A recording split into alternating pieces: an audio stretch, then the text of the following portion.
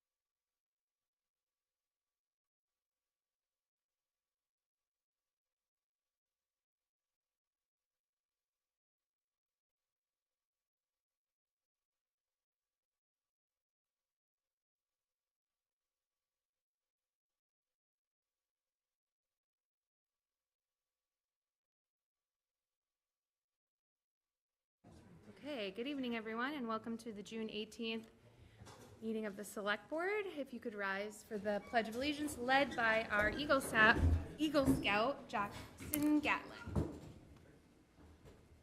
I pledge allegiance to the flag of the United States of America and to the republic for which it stands, one nation, under God, indivisible, with liberty and justice for all. Okay. As a reminder, we are being recorded.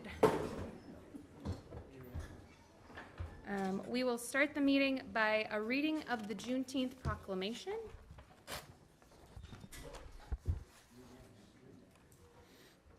Juneteenth proclamation by the Select Board. Whereas on June 19, 1865, more than 25,000 enslaved people in the state of Texas received news that they were free and that the Emancipation Proclamation had declared all enslaved people to be free nearly 2.5 years earlier. And whereas since 1865, Juneteenth Day has been celebrated as a special day of celebration for freedom, and the celebration of this day has grown into a day of learning, sharing, and giving respect to the history, culture, and achievements of African Americans. And whereas on January 1st, 1980, Juneteenth officially became a Texas state holiday. Since then, the federal government and all 50 states and the District of Columbia have also commemorated or recognized the day. And whereas the 117th Congress established Juneteenth National Independence Day and declared June 19th as a legal public holiday, this bipartisan legislation unanimously passed the Senate and passed the House by a vote of 415 to 14, becoming the 12th federal holiday. And whereas on July 14, 2020, then Governor Charlie Baker signed Juneteenth into law to be celebrated as a state holiday to recognize the continued need to ensure racial freedom and equality. And whereas Juneteenth is an opportunity to reflect on our nation's history and to celebrate the contributions of all our citizens. It is a chance to shine a light on the strength of the human spirit and to begin to make a wrong right by working towards a more equitable future for all Americans.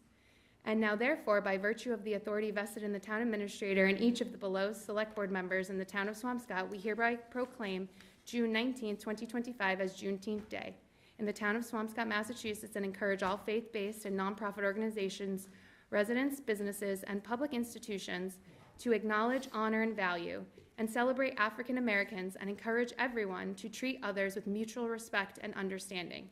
A witness hereof, we have hereunto set our hands and caused to be affixed the Great Seal of the town of Swampscott, Massachusetts, this 18th day of June 2025, the Swampscott Select Board.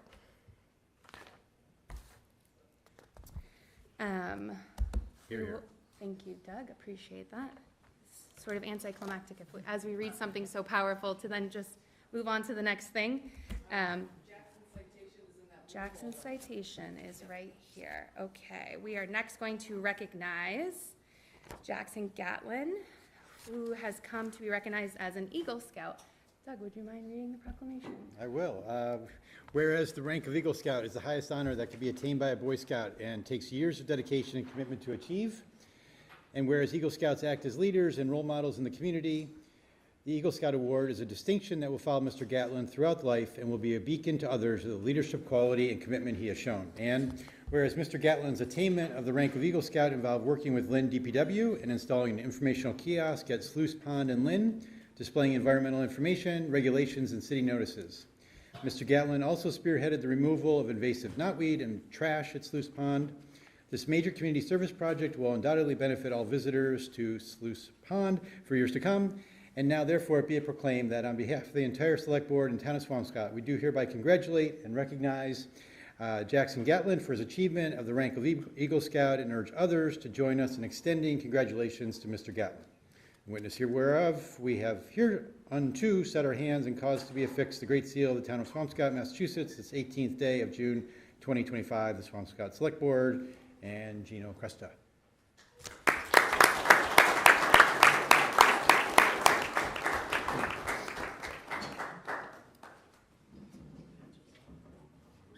Oh, yeah. Yeah, we'll all come up. That way we Here can you go. take a picture. I just want to say, like, for those of you that don't know, this dude with all these merit badges, like, this is not normal, okay? Most people have one of these, okay? He's got, like, you know, overflowing, basically. Very, very impressive. So, thank you. Perfect, thank you. Congratulations.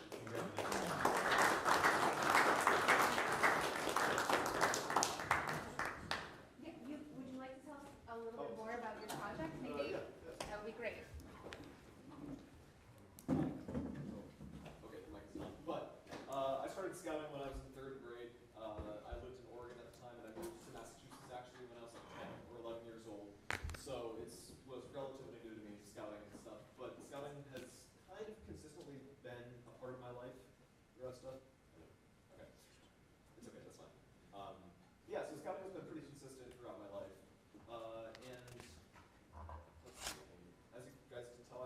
have a lot of merit badges. Oh, hello, the mic's on. So that gave me an opportunity scouting gave me an opportunity to do fun things and be like awarded for it. So that was a lot of fun. I actually worked as a camp counselor at a scout camp up in New Hampshire. What was it called? Hidden Valley? Yeah, that was it. Hidden Valley up in New Hampshire, which was a lot of fun, summer of 2022. But anyways, going on to becoming an Eagle Scout, it was a lot of work, and I'm very grateful for all my friends and family and fellow Scout members who helped me through all of this. I mean, it's not supposed to be a project that you do by yourself. It's something that you lead, and it has given me many opportunities to lead and to help others, and it was something very personal to me also because I live out on Sluice Pond. And, you know, I wanted to have some sort of information that people could access. I mean, I go fishing there all the time. I go swimming in there. It's a great pond. So the construction of an informational kiosk was pretty important to me, telling about fish, you know, the flora and the fauna of the area, some local rules and regulations, and also just anything that the city wanted to put up. The removal of knotweed, too, was a big part of it. It was blocking pretty important signs. There was a big metal sign there basically saying, like, don't drive backwards because it's dangerous. But that was blocked up, so people could have driven backwards. I don't know. So anyways, I got rid of knotweed. And there was also just some general trash cleanup. I mean, you know, it's a boat ramp. People go fishing off of there all the time. Lures, tackle areas, you know, just wrappers of stuff. So cleaning all that up. Yeah, that was my project. And I actually did my board of review the day before I turned 18. May 20th. So that was kind of cutting it close, but I did it. So here we are. Awesome. Thanks. Thank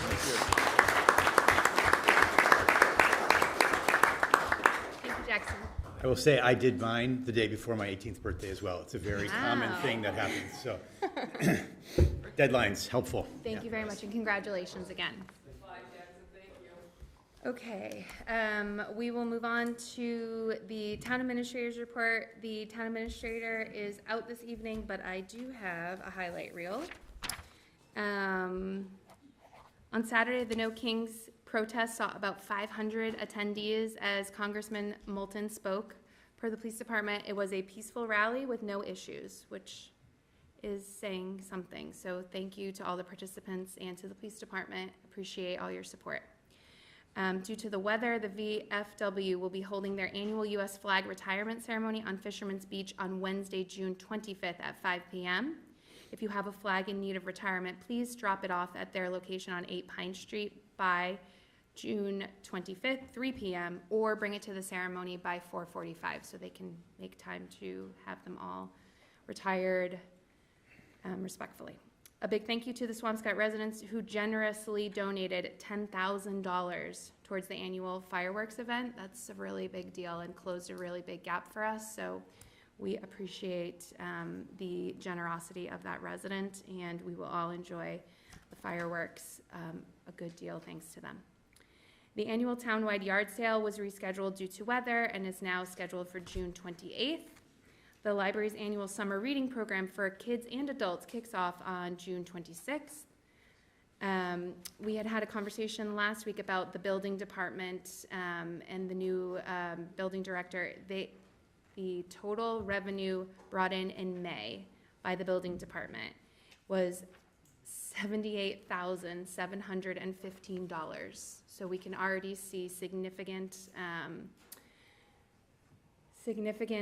increases due to having a building commissioner. So appreciate that continued effort.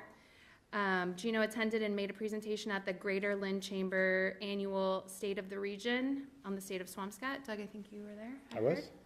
As a part of the Cooling Corridors grant program, we have an additional 52 trees to plant in locations around town. If you would like to have a tree planted somewhere around you, please email Gino, or you can email the select board and we'll make sure it gets to the right place. That is the highlight reel of the town administrator's report. It's more fully fleshed out. I mean, you could ask questions for the record, but we could also ask Gino questions next time if we have any, unless anybody has anything pressing. You're not going to fully be able to answer I questions? don't think so. I could try my very best, Well, as I always do, but. One thing, I'm not sure, did you mention Black Panther tomorrow night? Oh, no, that's right. Black Panther, tomorrow night, 6 p.m., Town Hall lawn, being right? shown on Town Hall lawn Yep. as the first of the movie programs being held by the rec department. Very cool. So, very good. Okay, we will move on to public comment. Public comment, please come up to the microphone so that folks at home can hear you. Please state your name and your address. You'll have 3 minutes.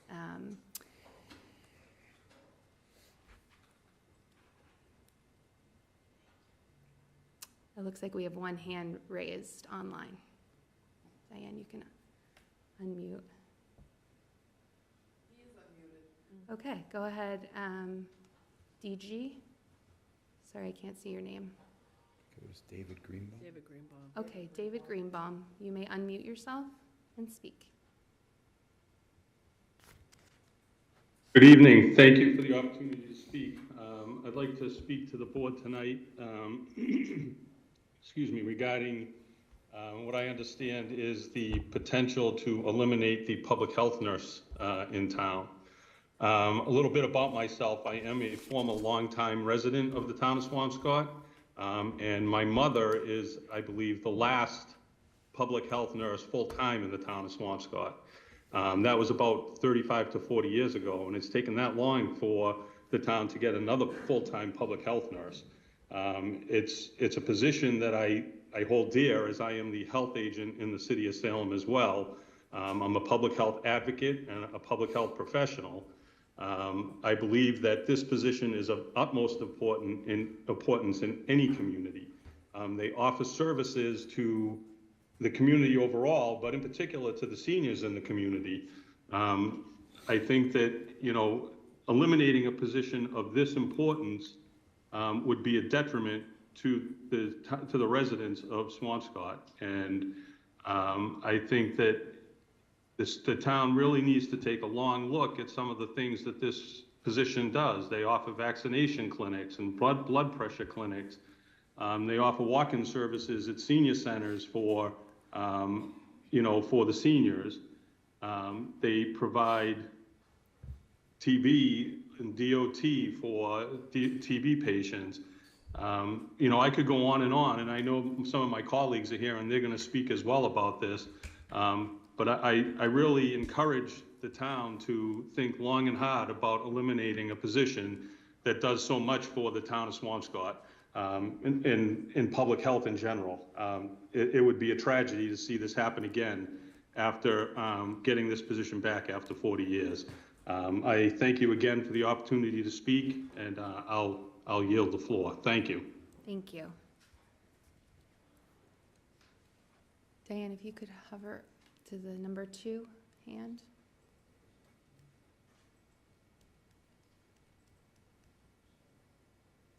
Hi, Sharon, you should be able to speak.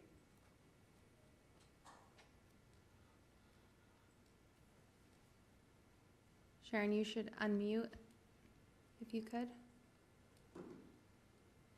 Thank you very much. Very good. My name is Sharon Cameron, and I'm a resident of Peabody, and I'm the Director of Health and Human Services for the City of Peabody. I appreciate the opportunity to speak to you tonight. The health of the residents of my community is entwined with the health of residents throughout our region. The role of the public health nurse is critical to ensuring that infectious diseases are identified and managed in a timely and efficient manner. One of the cliches of public health is that diseases don't respect municipal borders. The collaboration that our regional health departments, and specifically our public health nurses, have is essential to keeping all of our residents safe. To give you a very frequent example, there may be a resident of Swampscott who works in a Peabody restaurant as a food handler. If that employee becomes ill with salmonella and continues working, everyone eating at that restaurant is at risk. This is just one of many examples where quick and efficient communication between public health nurses keeps that one isolated illness from becoming a widespread outbreak. There are approximately 80 communicable diseases that by law are reported to the local Board of Health by labs, hospitals, and doctors' offices. And the public health nurses are responsible for following up to prevent the spread of these diseases. In addition to the many foodborne illnesses, there are diseases like tuberculosis, Ebola, and Triple E that the public health nurse follows up on. In other words, the doctor treats the sick patient, The public health nurse investigates to figure out how that patient got sick to prevent it from happening to other people, and also implements interventions to make sure that that sick patient doesn't spread disease to others in the community. Over the 20 years that I've been part of this regional collaboration, we've honed our emergency plans and conducted drills that prepared us to offer regional drive-through vaccination clinics during COVID pandemic. We've standardized regulations and procedures across our communities to ensure that we're reflecting best practices while also promoting a level playing field for the businesses on the North Shore. We've identified common health issues such as the need for improved access to behavioral health services, and we've launched initiatives together such as the North Shore Mother Visiting Partnership to address issues such as the postpartum mental health of new parents. Excuse me. I could give you many more examples, but in the interest of brevity, I'll conclude by asking you to please recognize the vital importance of the public health nurse role to your community and to the broader community of the North Shore. Public health work is often invisible until there's a crisis, but the work our public health nurses do behind the scenes every day is essential to the well-being of all of our communities. Thank you. Thank you. The next SC. Stephen, you should be able to speak.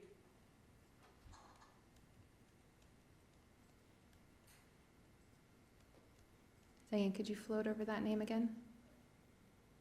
Stephen Katz. Okay. Stephen Casey, if you wanted to speak. Okay. We'll come back to them if they raise their hand again. Could you go to Megan?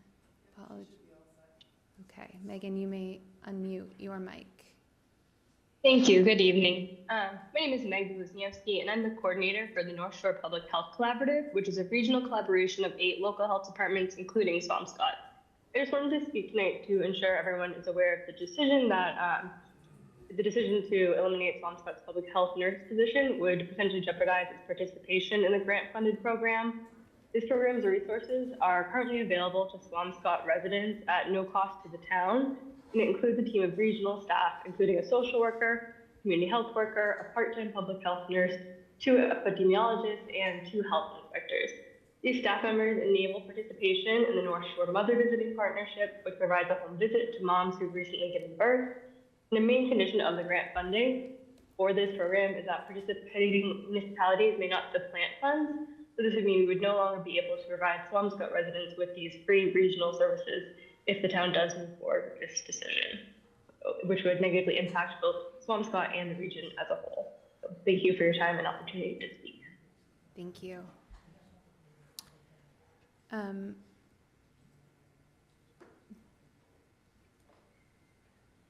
see. Go ahead, Diane. Stephen K., you should be able to speak.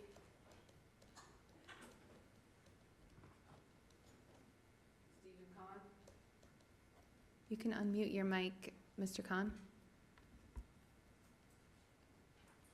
Good evening, members of the Select Board. My name is Stephen Kahn, and I'm an epidemiologist in Salem who works closely with local health departments in the area, including here in Swampscott. I want to speak strongly against the elimination of the public health nurse position. This is not just a staffing change. It's a decision with serious consequences for disease control, the health of seniors, and legal compliance. The public health nurse is essential to infection prevention, surveillance, and rapid response. They are the ones who report illnesses, identify the source, and take swift steps to stop disease transmission in our communities. We've seen this firsthand with pertussis in schools, which was elevated last year, where the nurse follows up with families, ensures treatment, and works with school nurses and staff to prevent spread. Without that intervention, outbreaks will spread quickly and silently. Swampscott also has a growing aging population, many of whom rely on the public health nurse for services like blood pressure screenings, flu and COVID-19 immunization clinics, and home visits. These are not luxuries, they are essential preventative services that reduce hospitalizations and emergency care. If this position is eliminated, these responsibilities won't disappear. Under 105 CMR 365, the local Board of Health is still legally required to conduct tuberculosis surveillance. If there's no public health nurse, the town will still need to fulfill that obligation, likely by contracting with an outside source, which is often more expensive and less responsive to the needs of residents. The same applies to immunizations and elder wellness services. Those would also need to be outsourced. So let's be clear, eliminating this role does not reduce the town's responsibility, and it will not save money. It will shift costs elsewhere, likely increase them, and degrade the quality of timeliness of care for residents, especially seniors. Please do not move forward with this. Swampscott deserves better than this level of risk and short-sightedness, especially for its most vulnerable residents. Thank you. Thank you. We'll go back to the prior Stephen. Hi, can you guys hear me okay? We can, thank you. Okay, sorry about that. I was having some audio issues. That's okay. My name is Stephen Casey Jr. I work with the Northeast Training Hub as a regional public health trainer, which covers Swampscott and almost 30 other communities on the North Shore. Like my colleagues, I just wanted to echo some of their statements and talk about the importance of public health nurses to the community. They provide tons of core services that protect residents and improve their health outcomes. Some of these have been touched on already, but some of the services they provide are limited to vaccination clinics for the public, first responders, and senior citizens of the town, blood pressure clinics and routine hearing and vision examinations, monitoring and investigating infectious and communicable diseases, including contacting, educating, and guiding residents impacted by these diseases. They thoroughly vet and inspect recreational camps operating in town to protect the children, assist with emergency preparedness to combat and plan for disasters, run programs that help children and mothers, and coordinate and develop substance use prevention efforts like opioid prevention, for example. Eliminating a position like this is a short-term action that can create long-term community-wide impacts. Seniors and residents lose access to many services provided by the nurse, and the community loses someone protecting them from infectious diseases that prevents outbreaks from occurring and contains them when they do. In 2020, we experienced a global pandemic, and in 2024, Massachusetts had a whooping cough outbreak in children across the state. Public health nurses were at the forefront of this when it came to protecting the community's seniors, children, and residents. On top of the duties I already listed, public health nurses are key community figures that residents are familiar with. They're experts on their specific city or town that residents know, have a rapport with, and feel comfortable interacting with and approaching. They provide free education, trainings, and guidance to seniors, new mothers, and residents of all walks of life. As select board members, I know you took these positions because your community is of the utmost importance to each of you. Ensuring Swampscott has a permanent full-time public health nurse is one of the most efficient, effective, and cost-beneficial ways to make sure that Swampscott residents stay safe and healthy and don't lose access to services that benefit them. Thank you very much for your time. Thank you. Seeing no additional hands raised or anybody in the audience, we will move on to old and new business and open up to the 6:45 continuation of public hearing to discuss a possible vote on the renewal of Wholesome's earth removal permit. Do I have a motion to Second. Thank you. We are now in the public hearing. All in favor? Aye. Oh, all in favor? Aye, sorry. Aye. My apologies. Thanks for reminding me, Doug. Okay, so we are here again to discuss the ERAC permit. Tony and company are here to help us with any additional questions or concerns. We had Wholesome representatives in last meeting to discuss the position they had taken.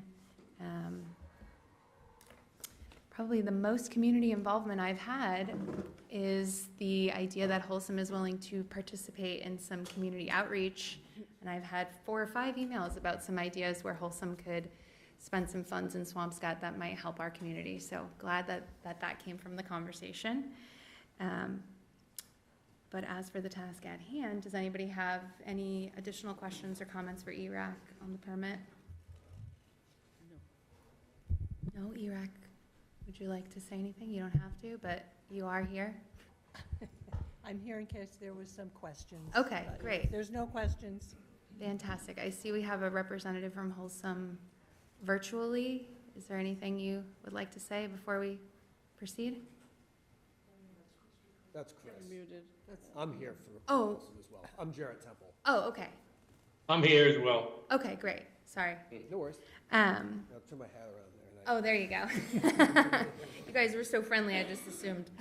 But that's a good sign. Of course. Okay, so I will take up a vote if anybody's so inclined. Do you want to say anything? Or? No, same thing. I was just here to answer any additional questions, but there doesn't appear to be any. Okay, great. I'll make a motion to renew Wholesome's 2025-2026 earth removal permit. Second. All those in favor? Aye. Aye. Okay, very good. We need a motion to close the So public moved. hearing. Second. All in favor? Aye. Aye, okay. And we look forward to continuing discussions upon Folsom's community outreach. Yeah, and I think it would be a good idea for those of us who have not taken a tour. Like I Yeah, went I went 5 years ago. I would love to go again. So Yeah. Jared, I will reach out and maybe try to schedule something with you guys over the course of the next few weeks. Fantastic. I know how difficult it is to get everyone's schedule in one spot. So, Chris talked about it earlier today too. So whatever works for you guys, we are open to it. Just give us a little bit of notice and we'll make it happen. Great, You got it. appreciate Thanks it. very much. Thank you very much. The next item on the agenda. Excuse me. Yes, Excuse me. yes. Just a reminder, we gotta get this, permit to the Board of Health as well. Yes, I did speak with the Board of Health this afternoon, and they will discuss it in their next meeting. Thank you very much. You're very welcome. Okay. The next item on the agenda is discussion and possible vote of the Swampscott Police Department's recommendations of the changes to Fisherman's Beach parking lot. We have lots of folks here who have thoughts on that, so we are very glad to welcome you all. The conversation sort of where we left it last time was maybe possibly thinking about before going straight to recreation only in the whole lot, the whole day, if there wasn't some sort of compromise or some sort of middle ground, maybe that we could start thinking about. We invited some members of the Swampscott Yacht Club, the Harbor and Waterfront, and some of the commercial fishermen to join us today, along with the police department, just to make sure that we are seeing all points of the community during this conversation. So thank you all for coming, appreciate it. Office. We have Ted Dooley, Mike Kambali, and Kevin Reed, of course. Anybody want to speak first, or should we, Kevin, why don't we start with you, maybe?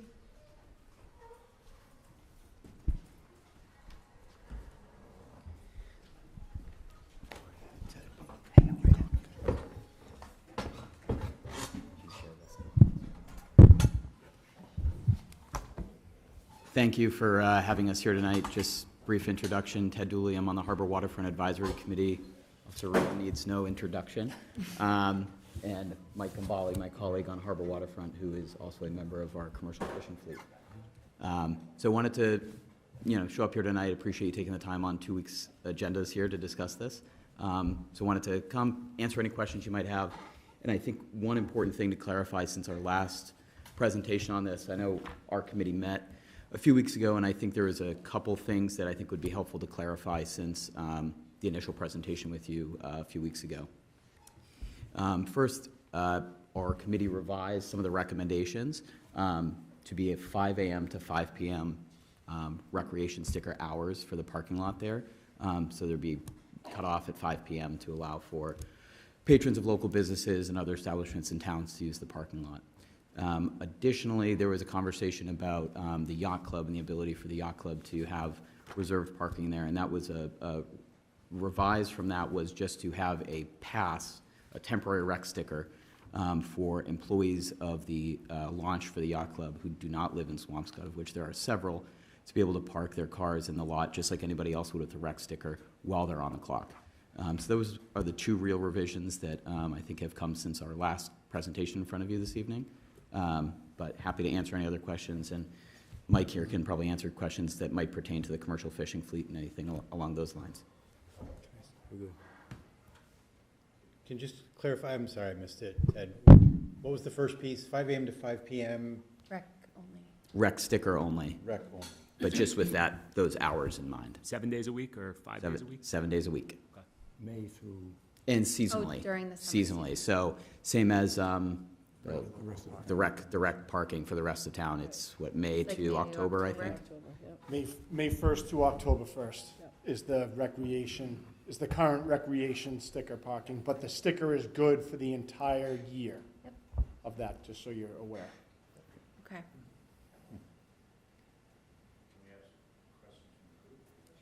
Just 1 second. Did you want to say anything additional? I think that kind of covers most of it. Okay. Especially the conversation that we had as a committee. I think I just did want to point out, I know this was a concern at the last meeting, was ensuring the public's continued ability to use the lot and also access the beach. So, the conversation we're having here is on the lot with the 41 parking spaces that are currently painted there. Meanwhile, there are 81 additional parking spots between Fuller Terrace and Cedar Hill that would be unaffected by this. So we found that this was a good balance between providing residents and fishermen the ability to use the lot while not disallowing other members of the public from other communities access to the features in that area. Okay, I'll take comments from, if you'd like to come up to the microphone, you can make public comment on this topic, and then we'll discuss. Just state your name and your Hi, address. Chris Swartz, 33 Winshaw.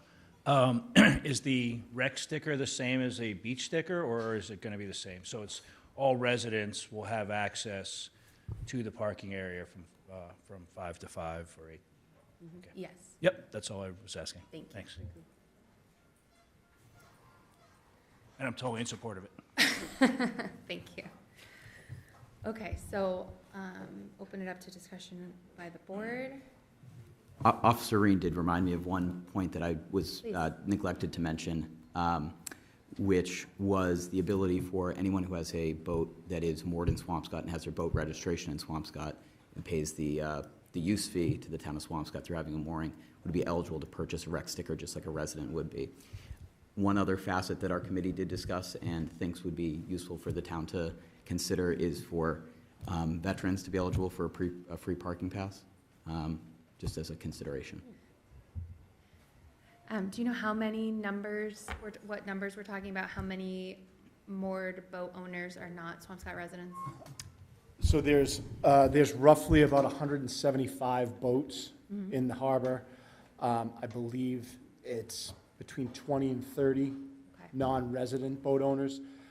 One of the things that we also did recognize was with Lieutenant Waters as the harbor master, when the mooring permits go out seasonally, that's something that we would be able to remedy on our end, making a pass specific for Fisherman's Beach lot. Okay.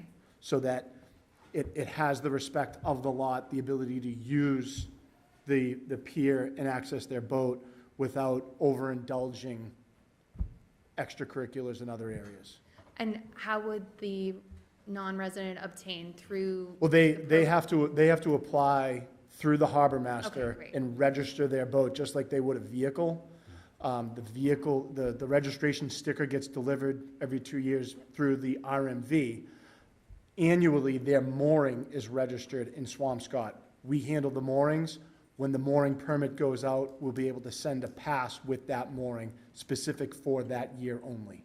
Okay, but it And would all be an boats- additional fee, or it would be included in the mooring fee? I think that would be up to the harbor master, I think, in discussing the annual mooring fees. I know that they do, there is a potential that they increase over time, depending, it's also dependent upon the size of the boat.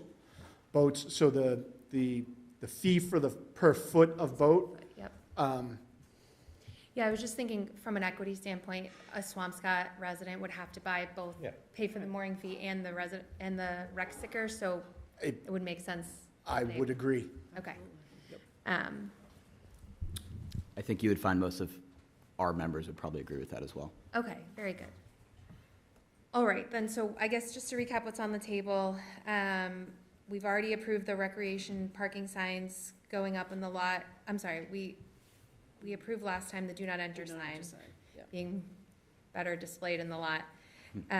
So what we are looking to vote to support today would be recreational parking signs to be installed, which would state 7 days a week, 7 a.m. to 7 p.m., May 1. 5 to 5. Oh, what did I say, 7? Sorry. 5 a.m. to 5 a.m. to 5 p.m., May 1st to October 1st, There's still a request for a designated spot for the harbor master. Yes. Okay. There would be a temporary employee pass to be given to the Swampscott Yacht Club with approval by the harbor master and the police department for an employee that would rotate between employees as necessary.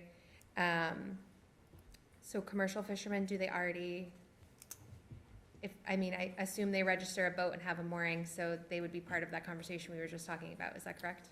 That's right, and Mike can speak to this a little more, but they also have deckhands. That's probably not the right term, but. Yeah, no, it's the right term, yeah. Okay. Look at you. Yes, we're there very early in the morning anyway, so it's really a non-issue for us. Okay. And the commercial fishermen support this. It doesn't encroach upon our inherent rights to the reservation at this time. Great. So we have no objection to it. Appreciate that. But is there a desire for the deckhands who might need a parking spot to? Oh, yes, any of that some of the, good point, fellows have deckhands or workers who may not be residents. There's got to be some consideration so that they could come down there, but we discussed this, didn't we? And we could give them Yeah, and if they have the temporary ability pass for the to prove their employment with the town or something through one of the commercial boats registered, I'm sure that's something we worked out and, behind, on the back end, but Yeah. it was just one other consideration. I would Can I ask a question? Please. I understand the intent of all of this, but I do feel like it's starting to feel a little over-engineered. I'm down there 100 days a year, especially in the morning, and maybe this is where you were going about like the deckhands. Like you're getting there 4, 5, 6 in the morning. Like there's plenty of parking spots. Like it's not an issue. It's not an issue for us, no. Right. So I'm curious about the 5 to 5, why those hours were picked. And frankly, I almost never see that parking lot full except when there's big events. I have to admit I'm down there usually before 9 a.m., so maybe it happens later in the day, but it just feels like this is getting to be like a real thing. I'd be happy to bring you down there most days of the summer when it's entirely full, and many of us in the boating community who pay our mooring fees aren't able to park there. So I think that is something that is a frustration, is that when we're paying a use fee for what is a reservation dedicated to fishing and boating recreationally and commercially, we're not able to access the harbor most of the time during the summer seasons when we're paying to use the harbor. So that's where the impetus of this really came. In addition to the long-term parking that commercial vehicles are currently engaging in that lot, that I'm sure the police department can talk about the number of calls they get on that, and the number of long-term parking that occurs there. So that was the impetus of the conversation. The 5 a.m. to 5 p.m. came up at our last meeting in an effort to be recognizing the concerns of your board that was mentioned about not over casting too wide of a net, and really to allow for better use of the lot during off hours for the commercial businesses that are in the area. I appreciate that part. And I have to say, like, we could debate about the reservation, the boating and the fishing, and whether or not you have to park on the street or in the lot, or, why is it if people get to the beach by 10 o'clock, like then, we should be, holding all those spots empty, all day long so the boater can come at 4 o'clock. It's just, there's countervailing interests here that I'm concerned about. I take your point about there's 80 spots on the street, okay, let all the beach people without a boat, let them walk. I just don't quite know if we're getting the balance right. And we're talking about boaters here because that's one of the concerns that we had, but we're not suggesting that this lot should only be used by boaters. We're really suggesting it's anybody who is a boater who's from out of Swampscott, and any resident of Swampscott who wishes to purchase a rec pass should use the lot. We're not suggesting that they shouldn't. But the frustration that a lot of people have is that when they go to the lot and they are a boater and they're paying a use fee there in the middle of the summer, they're not able to find a spot. And that is something that residents and people who are not residents who pay to moor their boats here have voiced to our committee for 2 years. We thought it was... Ted, I just don't quite understand how what you're saying is going to help. If people get there at 9 o'clock and they're just using the beach and they got rec stickers, it's all going to be full anyway. If you come later and you're a boater, you're still not going to have a spot. But most boaters are gonna now have to purchase a rec sticker.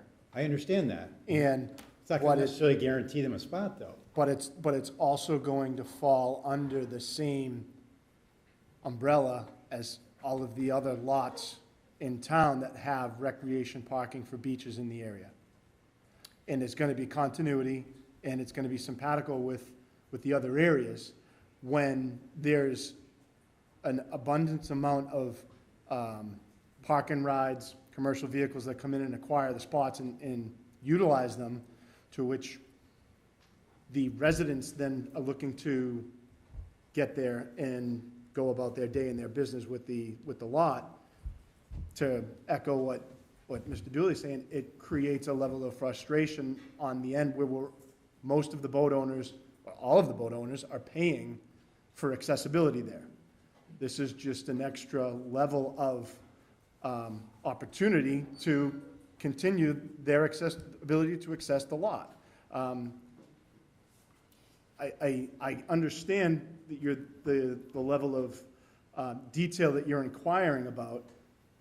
However, it is an area that requires a significant amount of flexibility with the workers and their rights accessing the pier and the beach. I think the burden is being placed upon myself and the harbor unit to monitor the non-residents with their moorings. There's no extra majority of work that's going out. We're now creating an access to monitor the vehicles that are there. And just thinking right now off the top of my head, if there is an emergency of somebody who does go out, we now have a record of their vehicle being in there right off the bat with their sticker. They're monitored. The lot can be maintained and enforced by the police department. And some of the amendments that were made are now being accommodating to the local businesses. I don't see it as a detriment, and as the conduit for the gentleman here to my left, we were just broaching this subject because we felt that it would bring continuity, some balance, some structure, and an ability to keep moving forward on maintaining the order of the lot. May I speak to you may or may not be aware that it's also an overflow for the train station. We have commuter parkers that 4 or 5 park every morning, get into a clown car, drive down to the train station, come back at 4:30. It's happening. Mr. Ingalls has a picture. You probably have seen it. Last week you took it at 9:30 in the morning. The parking lot was full, not a space. At 9:30, not a bather on the beach. So the property's not being used for the reason, the purpose it was taken by eminent domain in 1904, I think it was. I read it. It said that the property will be taken by the town for commercial fishing, boating, bathers, and resident citizens of Swampscott. It's cut and dry. So we're just trying to get in line with the rest of the communities. And I understand what you're saying, Doug. I don't think we're trying to be unreasonable. That's why we tried to come back and tailor some of the amendments that are made here tonight to address some of the concerns that your board vocalized 2 weeks ago and respect those concerns. And that's really why we met a couple weeks ago, to try and find a way that we could find a middle ground that would help to address the concerns that this board voiced, while also vocalizing the opinions that our board has and have been expressed to us. Thank you. We'll move on. Does anybody else have any questions? And then Doug, So I don't have a question, I just have a comment. So this was a unanimous decision by Harbor Waterfront. All 9 members did unanimously vote this. I was at the meeting last week. I was part of it. And I don't see how it could be a detriment, but I mean, I do agree to Kevin's point that it is in line with what we're doing at the other beaches, so I don't know why fishermen's would be different. To me, it seems like we'd be helping the fishermen, the yacht club, and the residents of Swampscott. So I don't see it as I don't see a negative here, but that's just, my personal thought. I know it is it's something we've never done, right? So it's a new thing, it's a change, but I think it's a change for the good. So that's my take. So I just had a quick question for Officer Reen, just about the overnight parking. If I have a recreation sticker, I can park overnight and leave my vehicle in the Fisherman's Beach parking lot? Well, which is why the committee amended the time from 5 AM to 5 PM. So after 5 PM, you don't need a sticker. No, understood, but there's still a problem with long-term parking. Of course, yes. With residents and non-residents leaving their vehicles at Fisherman's Beach for extended periods of time and going wherever, going on vacation, what have you. So how do we free up those spots? How do we enforce that overnight parking? To ensure that the parking does in fact turn over for the boaters, for the residents, for the Well, businesses? if there's,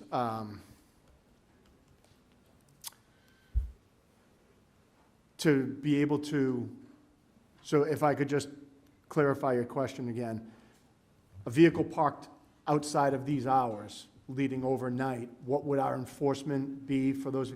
We wouldn't have enforcement on those vehicles because the restriction would eliminate us from monitoring the lot after 5 PM. And one of the reasons that was so that we could accommodate the businesses in the area. But you're asking how we could. enforce. Yeah. how We we- could, for we example, would- say we would no overnight make- parking. You could put signs in there that say overnight parking, absolutely, that's a. And so would that also be a recommendation of the Swampscott Police Department to prevent? curtail that problem? Yeah, to remedy that issue. Is that enforceable if we put a sign up that says no overnight parking? Yes, it would be enforceable by citation and fines. Okay. And that would then just carry over to, for that, if it's that lot specific, it would have to designate the appropriate detail, no overnight parking lot. Yep. And we would have to stipulate hours, what is overnight? Right. There is context, there's 1 hour after sunset to 1 hour before daybreak. Right. Are we saying midnight to 5 AM? I mean, We'd have to put it would be an extra topic that we would be willing to discuss, I guess. Okay. I just wanted to, Mary Ellen's online, if you could recognize her, Diane, I don't know. She can probably just speak at this point. Hi, can you hear me? Yes, thank you. So, hold on, let me put my hand down. I think the biggest concern I have is there's a couple concerns I have. One is the hours, 5 AM to 5 PM. I don't really see any reason to have it till 5 PM, especially if you have a restaurant or different businesses there. I think that making it till 3 is fine. I happened to be there this morning for an hour and a half, and half the lot was empty. And I'm not in the area now, so I don't know what it looks like now. But my biggest concern is that a non-resident, a non-taxpayer who takes out a mooring, and you're not guaranteed access to the parking lot, you're guaranteed a mooring. So a non-resident gets a mooring, and now they have a parking pass, whereas a resident could lose out on being able to go to that beach and to be able to use the beach. And what sets that beach apart from all the other beaches is the accessibility, especially for disabled people, and the accessibility for people who have very small children, especially if it's a single adult coming to manage their children. So I am completely against giving any passes to non-residents. As far as the fishermen go, fishermen are there in the morning, and as far as deckhands, just like Mr. Gumbali said, the early morning parking doesn't seem to be an issue for the commercial fishermen. So those are my concerns. Thank you, Mary Ellen. Okay, I think to some degree, please. I think to some degree, Mary Ellen's maybe expressing more precisely what I was saying earlier. Can you explain just a little bit more your thinking about the hours, the precise hours that you chose, given the fact that super early isn't probably, I don't think anyone would claim that the lot is full at 7 AM.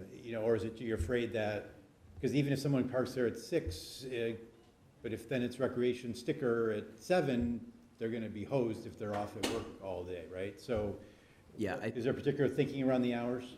The 5 to 5 was really in an effort so we didn't have any unintended negative consequences of doing this on the commercial fishermen or their deckhands. So if they, if we do this and then miraculously the lot is full at when they come on, somebody comes into work at 6 or 7 one day, we wouldn't want to have an unintended negative consequences on the commercial fishing fleet. I think Mike might be able to shed some light. We're totally amenable to changing the hours if that's, you know, amenable to Mike speaking on behalf of some of his colleagues in the harbor and to this committee. But that was the reasoning why we structured it in that way. And 3 p.m. versus 5 p.m., I don't think that's a sticking point for our committee. If that's something that your board is more palatable to. I don't really know what the point of the 3 p.m. is from 5 p.m. I don't understand the difference. Well, I mean, I obviously understand the difference Yeah. in time, but I just don't understand the No, effect. of course, but I think. I don't know what we're. I think, for example, if you know, maybe we're going to, go ahead, Mary Ellen. There's a restaurant across the street, they start serving at 4, so that's the point. If somebody's starting to serve, they need more access. I mean, generally by 5 o'clock, often the parking lot, people are leaving, going home. I don't see any, I'd rather see it shorter, just to help out any businesses, than having it longer. I mean, it just seems to be a lot of parking spots in front of Nord Haven or whatever restaurant is right there that wouldn't be, I mean, it can only hold probably 20 people, so I don't know that, you know, And just, there's not going to be a rush of, No. of diners at 4 p.m. either.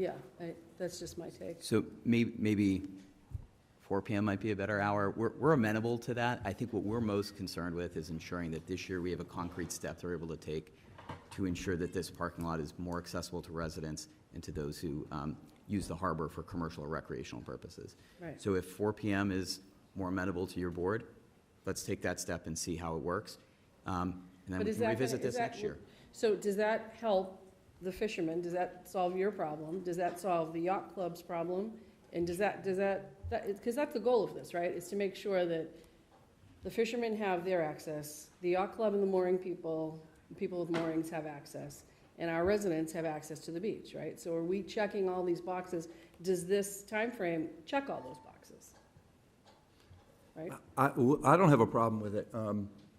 It really, again, it really doesn't affect us. We're there so early Right. and usually done by then anyways. I think it's more designed just to bring it back to where it was supposed to be from the beginning. Right. We had sticker parking there. For many, many years, there was sticker parking there. You don't remember it because you weren't here probably, but, you know, it's just, whether it's 4, whether it's 5, we have street parking.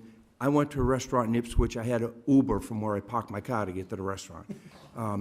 You know, I have sympathy, but you have to really understand that that was not the purpose of the reservation when it was taken by eminent domain. And I can't make myself any clearer than that. Totally. And the strong language that suggests this. So, you know, I don't have We any want to problem honor with that. 4 o'clock, Right, 5 I understand o'clock. what you're saying. Kevin, can you speak to why it was no longer sticker required, or I how can. that came about? I would refer to Mike because that happened well before I started. Okay. There was a reign of fishermen at the time that would not allow it. They put their foot down. It was their reservation. There was a time when there was no parking, and I'm going back to the 80s, when it was full of fish traps year-round. So there was a regime that wouldn't allow it. They fought it tooth and nail every time. I wasn't one of them, but they're gone now. Okay, And I think this is the right thing to do okay. for the residents of Swampscott. Thank you for that. And Thank you. the only other point I'll make is 2 quick points. The overnight parking, that came up, that was discussed by our committee. There's a lot of boaters, myself included, who take their boat away for a night or 2 nights. So having the no overnight parking on paper sounds like a good idea, but I go back to the unintended consequences. We would hate to have an unintended consequence of this be somebody takes their boat away for 2 days or for an overnight to wherever, and their car Right, gets and you towed. get a ticket or something for having You your know. car parked there. The last point I'll make, Harbor Waterfront has not always agreed unanimously on a lot of I things. agree but with this, that.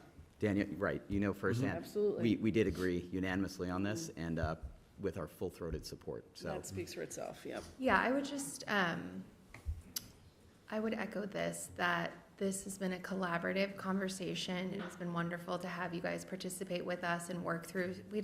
Nobody came here knowing all the answers, and everyone's been open to the fact that, you know, people's ideas may come up, might make the situation better. no matter how we vote tonight, I would encourage that this is not the last time we have this conversation. We revisit it in a month or 2 months to see if what we did was working. Because if we should be talking about no overnight parking, then maybe it should come to the table then. Yep. Or if the unintended consequences, are something we didn't foresee, we should just make sure we're continuing the conversation. Agreed. Agreed. Excellent. Okay. Kate, I'd just like to know what people's feeling. I am just very much against a non-resident being given a parking pass over there. Nobody's being given anything, though. Potentially a resident losing a spot there. That's my issue. I think if you're a non-resident, you have a mooring, that's nice, but I think this has to stay with residents. I don't know how that's any different from what we do today, Mary Ellen, because it's not stickered, and so anybody could park there and take a privilege that I have with a rec sticker and park in a spot that I would park in today. So I'm not right, but now you're saying, okay, it's gonna be an enforceable issue. Yeah, but they still have to buy a sticker. It's not like we're giving it to them for free. They still have to, even though they have a mooring, they'd have to buy a sticker, correct? That's right. So it's not like we're giving them away. And the out-of-town mooring fees are $2 per foot higher than resident rates, so they're paying Right. a So they're slightly paying a higher premium rate. anyway because they're not a resident. Okay, so I think, does anybody have any additional questions or voice of concerns or praise? All right, then I will entertain a motion if anybody has one. I will make a motion to approve the parking restrictions for Fisherman's Beach as listed by Officer Reen. I'll second that motion. All those in favor? Aye. Aye. Opposed? Since we're Abstained? doing it all together, I guess I'm opposed. There's pieces I like, pieces I don't, so, yeah. Okay. Mary Ellen, would you like to reflect a vote? You want me to, I said aye. Oh, I'm sorry. But please put a note next to my name that I just don't like giving passes out to non-residents. So I'm sorry, because your phone cut out, so we could not hear you. You voted in the affirmative, correct? Aye? Correct. Okay, thank you. All right, so 4-1, we have voted to pass those recommendations. And Diane, as you are very good at this, if you could make a note in a couple months to circle back, and we will. Doing that right now. Thank you. And Thank you. You're very welcome. Thank Thank you all for joining us. Thank you guys for coming. Thanks, and everybody. Thank you for the discussion. We also have a lot of folks here to speak on the next agenda item, so I will take the next one, but for after the next agenda item, I've been asked to move the consent agenda forward because we have a couple people who are waiting to speak on that, some items on the consent agenda. So we'll take discussion and possible vote to allow the chair to sign the settlement agreement between School Resource Officer Brian Wilson and the town of Swampscott. We have the chief here and others. He needs a microphone to just sort of explain. Thank you, Marion.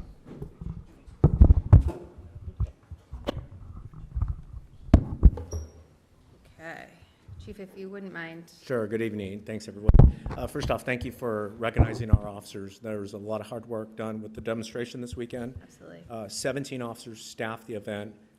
We just want to thank the over 600 people and our residents for everyone being on their best behavior. And there was a lot of work done behind the scenes to get that ready. So kudos to Sergeant Steve Luck. So to speak about the K-9 settlement, this is an agreement between the schools and the town. I can't necessarily speak for the schools, but I have been involved in the settlement. Just to give a little background story, a little bit of background, the Comfort K-9, SORA, was initiated in October of 22. And that was an agreement between the then town administrator, myself, and Superintendent Angelakis, with the schools saying that they would fund the cost of a comfort dog. And then I know Officer Wilson can speak more on this, but they went through training. The comfort dog itself was, SORA was $5,000. In addition to the training that she has received, there's been a lot of training. So it came to the attention our attention that we should be compensating Officer Wilson for, based upon FLSA and Department of Labor standards, that any individual that is assigned to a canine or comfort dog must, the rule of thumb is, shall receive an additional 3.5 hours of compensation per week. That's typically about 30 minutes a day. And so this agreement, with the agreement, there is a monetary amount that should be owed to the officer for the care and upkeep of our comfort dog. And so there was an agreement between the schools, the officer, and us, the town, to settle that agreement, which is not the, I don't want to speak on the specifics of the agreement unless you have Well, I questions, can tell you because once it's it not my- becomes, if we agree to sign it, it becomes a public document, so anybody Okay. can pull it for its So full dollar amount, so you can tell us. The compensation is, that is owed to the officer is approximately $30,000 since October 22.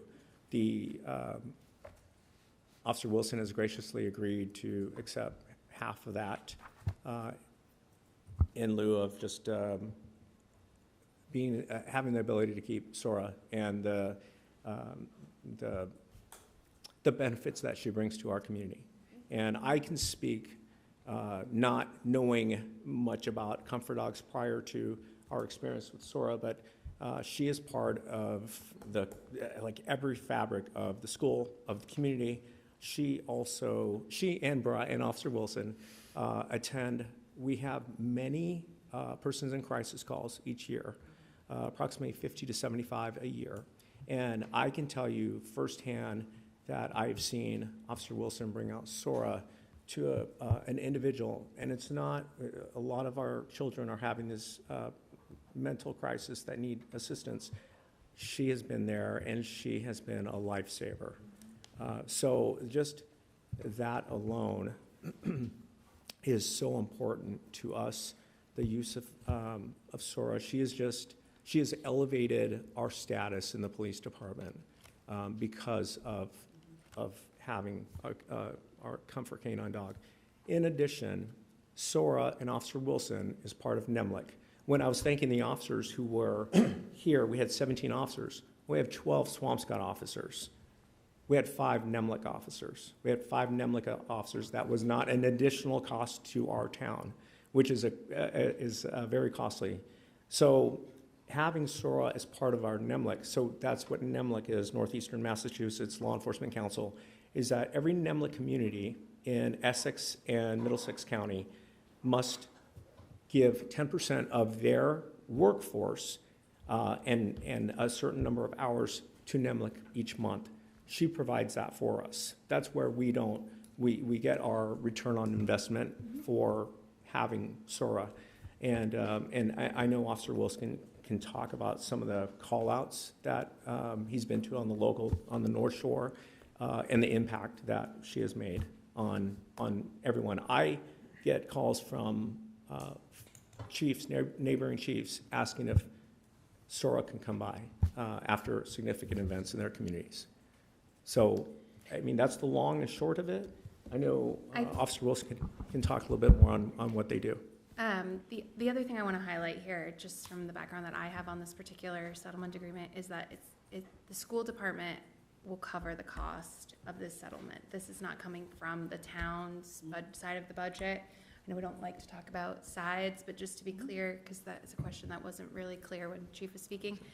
And then I'll just really quickly speak to Sora's impact right here in this town, which is, on our kids all the time, all day, every day. Officer Wilson and Chief Casada have been very generous with their time with Sora. They're always donating to the PTOs, they're donating to events so that, we have a raffle and you get to ride to school with a police officer. It's the highlight of the raffle, to be honest. It always draws the most funds. It's exciting to have your whole class comes out and watches you come out of the police car, and Sora's there, and you're like, superstar for the day. It's amazing. And then also, I just want to say, I say this every time you guys come, the positive experience of children with law enforcement is vital to the future of community in Swampscott, and Sora plays a major role in that. To approach a police officer and see Sora by their side calms people to understand this is a community engagement. It's not meant to be a hierarchical engagement, and it's, to me, that makes it priceless. So I just want to recognize that. And I think to that point, you know, if Sora ran for select board, she would probably win hands down.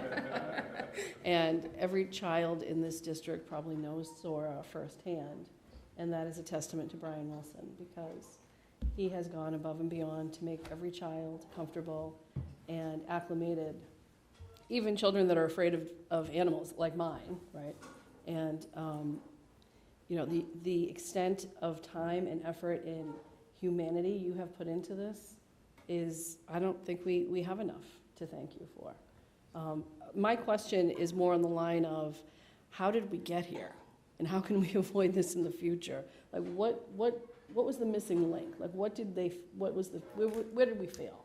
So was it not, was it a timesheet issue? Did we not submit? Did we not, you know, how did this not get rectified sooner is my bigger question. Is there a learning moment here that we can kind of Yeah, figure out I how think to avoid I think this? that the union had understood it, or maybe wasn't aware at the time, because there are now starting to be a lot of other comfort canines in Right. Salem and other. This is the first of its kind. So And I think that's where they probably heard about that and say, wait a minute, you know, our officer is doing all this extra work, and it is a lot of extra work on the weekends, on Absolutely. their days off, and so I think it's just in fairness to the union membership and Officer Wilson. That's how this kind of came up in other training with other comfort canine dogs. Great. And I will say it was an Officer Wilson who brought this forward. Officer Wilson has never asked for anything extra, Right. and so Right. not all. I in my prior law enforcement agency, we had a comfort canine handler, and I can tell you exactly like you said, Danielle, not all comfort canine officers are the same, and No. so No. Officer Wilson has been extraordinary. Mary DiCillo. Extraordinary, and I thank you for that, and I'm sure everybody else does Thank as you. well. But Is now joining. the impact has been lasting, Brian. Danielle, just to clarify too, Chief, if you could speak to how going forward the school will be changing the hours so that Right, this so doesn't that happen in the we future. don't run into this again. Yes. Sure, yeah, so there's no additional cost Yep. involved. This is a one-time cost where we would adjust his schedule every day to meet the needs of that 3.5 hours per work week. Okay. So I'd love to make a motion to approve this before we bid it up. Yeah, let's go. Any Right, time right. here? Second. Yeah. So just to say it, we are approving this, that I will sign the settlement agreement for Officer Wilson in the town of Swampscott. Been seconded. All those in favor? Aye. Aye. Aye. Thank you Thank all you. very much for Thank you. coming. Thank Thank you you, all. Officer Wilson, and thank you, Sora. I saw you earlier. I know you're here. While I just asked to move up the consent agenda, our DEI consultants have some time constraints, so we will go to the DEI consultants next. Marianne, if you just want to maybe give a little background on how we got to this point, like just a quick, Chief, would you mind? Oh, thank you, Captain. All day, I've been working on it for a couple hours, right? Could you, Mary, I believe we can hear you. If you could please mute your mic. Thank you. Thanks, Diane. So you want me to give me a little timeline? Yeah, just a little summary of how we got here would be great. Sure. We started in the fall.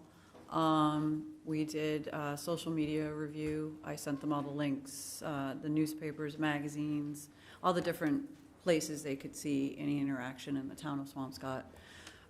Document review of how emails are sent, what they look like, just general couple of emails from different department heads.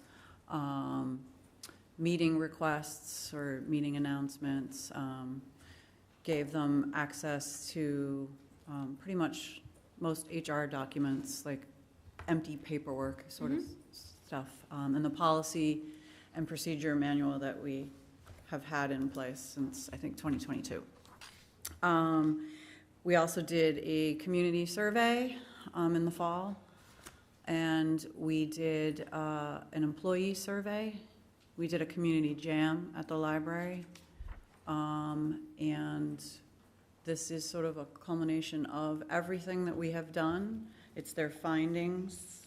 They did one-on-ones too with certain departments, and they're going to go through the findings, and then there's still a couple of steps left, which will bring us into the new year, but there's no change in fee. They had a changeover in leadership at one point, so it kind of delayed us a little bit. Okay, great. Thank you. So we welcome Ready, Set. We can't Oh, hear we you. cannot hear you. I see you're unmuted and your mouth is moving, but no volume. Can you hear me now? Yes, we Yes, can. we can.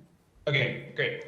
Hi everyone, my name is Jesse Turk, go by he, him pronouns. I work for Ready Set. I'm a principal consultant and facilitator, and I have been working with the town of Swampscott since, I think, February. And I'm really excited to show you the findings as a result of everything Marianne has just been speaking about. So I'm gonna go ahead and share my screen so that we can discuss these together. I'll pause for questions at certain points, but I just want to make the most use of our time as well. Moving into this, just want to offer a few reminders since there's a lot in here and a lot of discussions around improvement.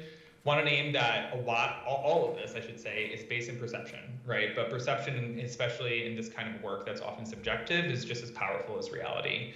Want to encourage folks that as we discuss questions, we are going to get to solutioning. That's the next steps that Marianne was discussing. But this is really about just understanding where we're currently at, where we've been, rather than thinking about how we're going to plan for the future just yet.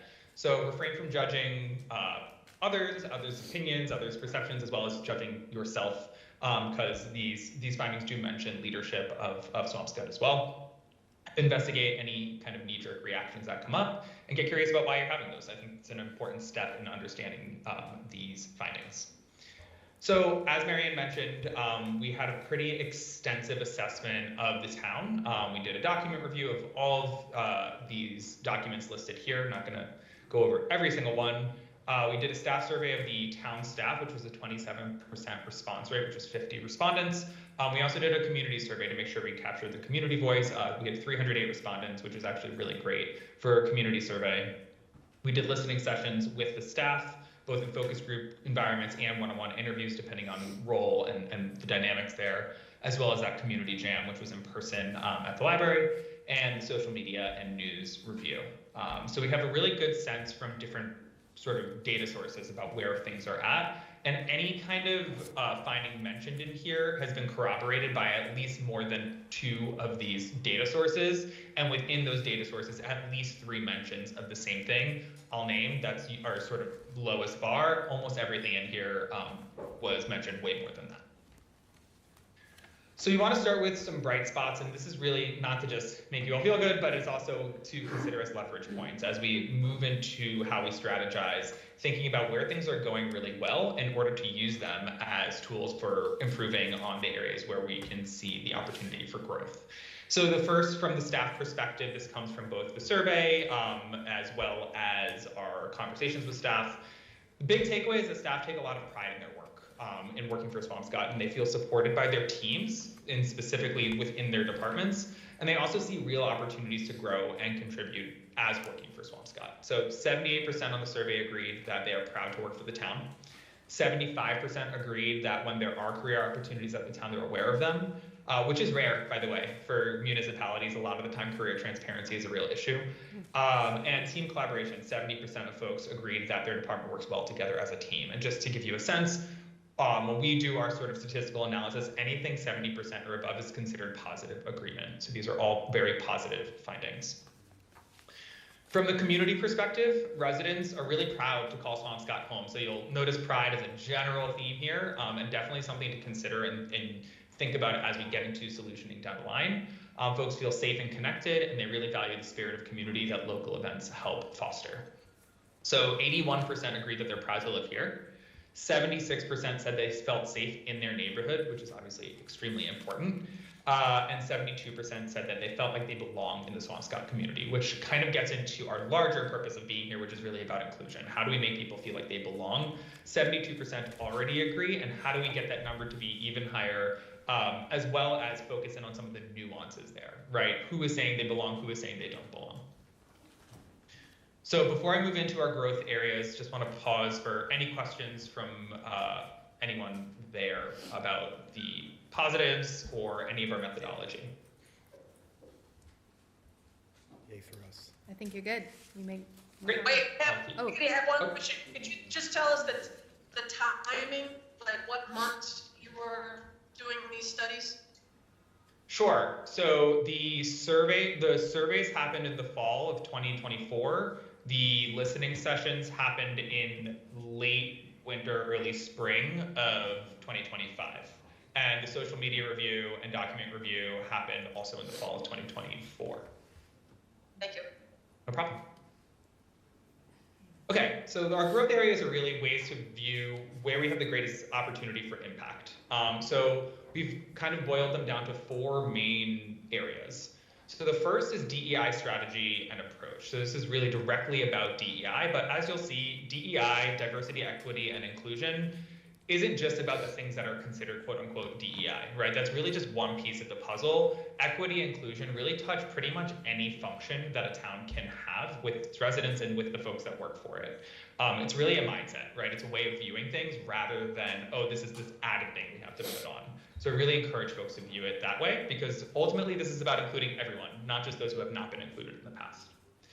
But from a specific DEI strategy and approach, the town is publicly committed to DEI in the past, but residents and staff experience these efforts unevenly, and they report them as they tend to be siloed and more symbolic rather than actual structural changes. And both staff and residents expressed a desire for deeper DEI integration, broader inclusion, meaning how do we actually include everyone, not just some people, and greater clarity around how actions are meeting those commitments. So really wanting to see action behind words that have been previously stated. And the support for this in our quantitative data staff survey, only 53% agree they understood how DEI actually applies to their day-to-day work, and 31% felt their opportunities to advance are equitable, which is super interesting given the high amount that people understand how to grow their jobs. They actually don't see the ways that they can actually achieve that. From a community perspective, 41% agreed the town communicates clearly about its DEI efforts. So that's really interesting. And something to consider. How are we actually communicating what's being done, and how are we doing it in a way that a lot of people can access it? Qualitatively, at our community jam, folks mentioned that these efforts are seen as well-intentioned, but generally one-off and underfunded. And there were lots of calls for greater inclusion beyond just the identities of race and gender. So thinking about identities such as sexual orientation, religion, nation of origin, age. There's a very long list of social identities to consider. How do we make this a little bit more holistic? And then in our staff listening sessions, there was a stronger DEI framing in the past that has faded, and staff kind of noted confusion and some resistance and minimal accountability for DEI practices.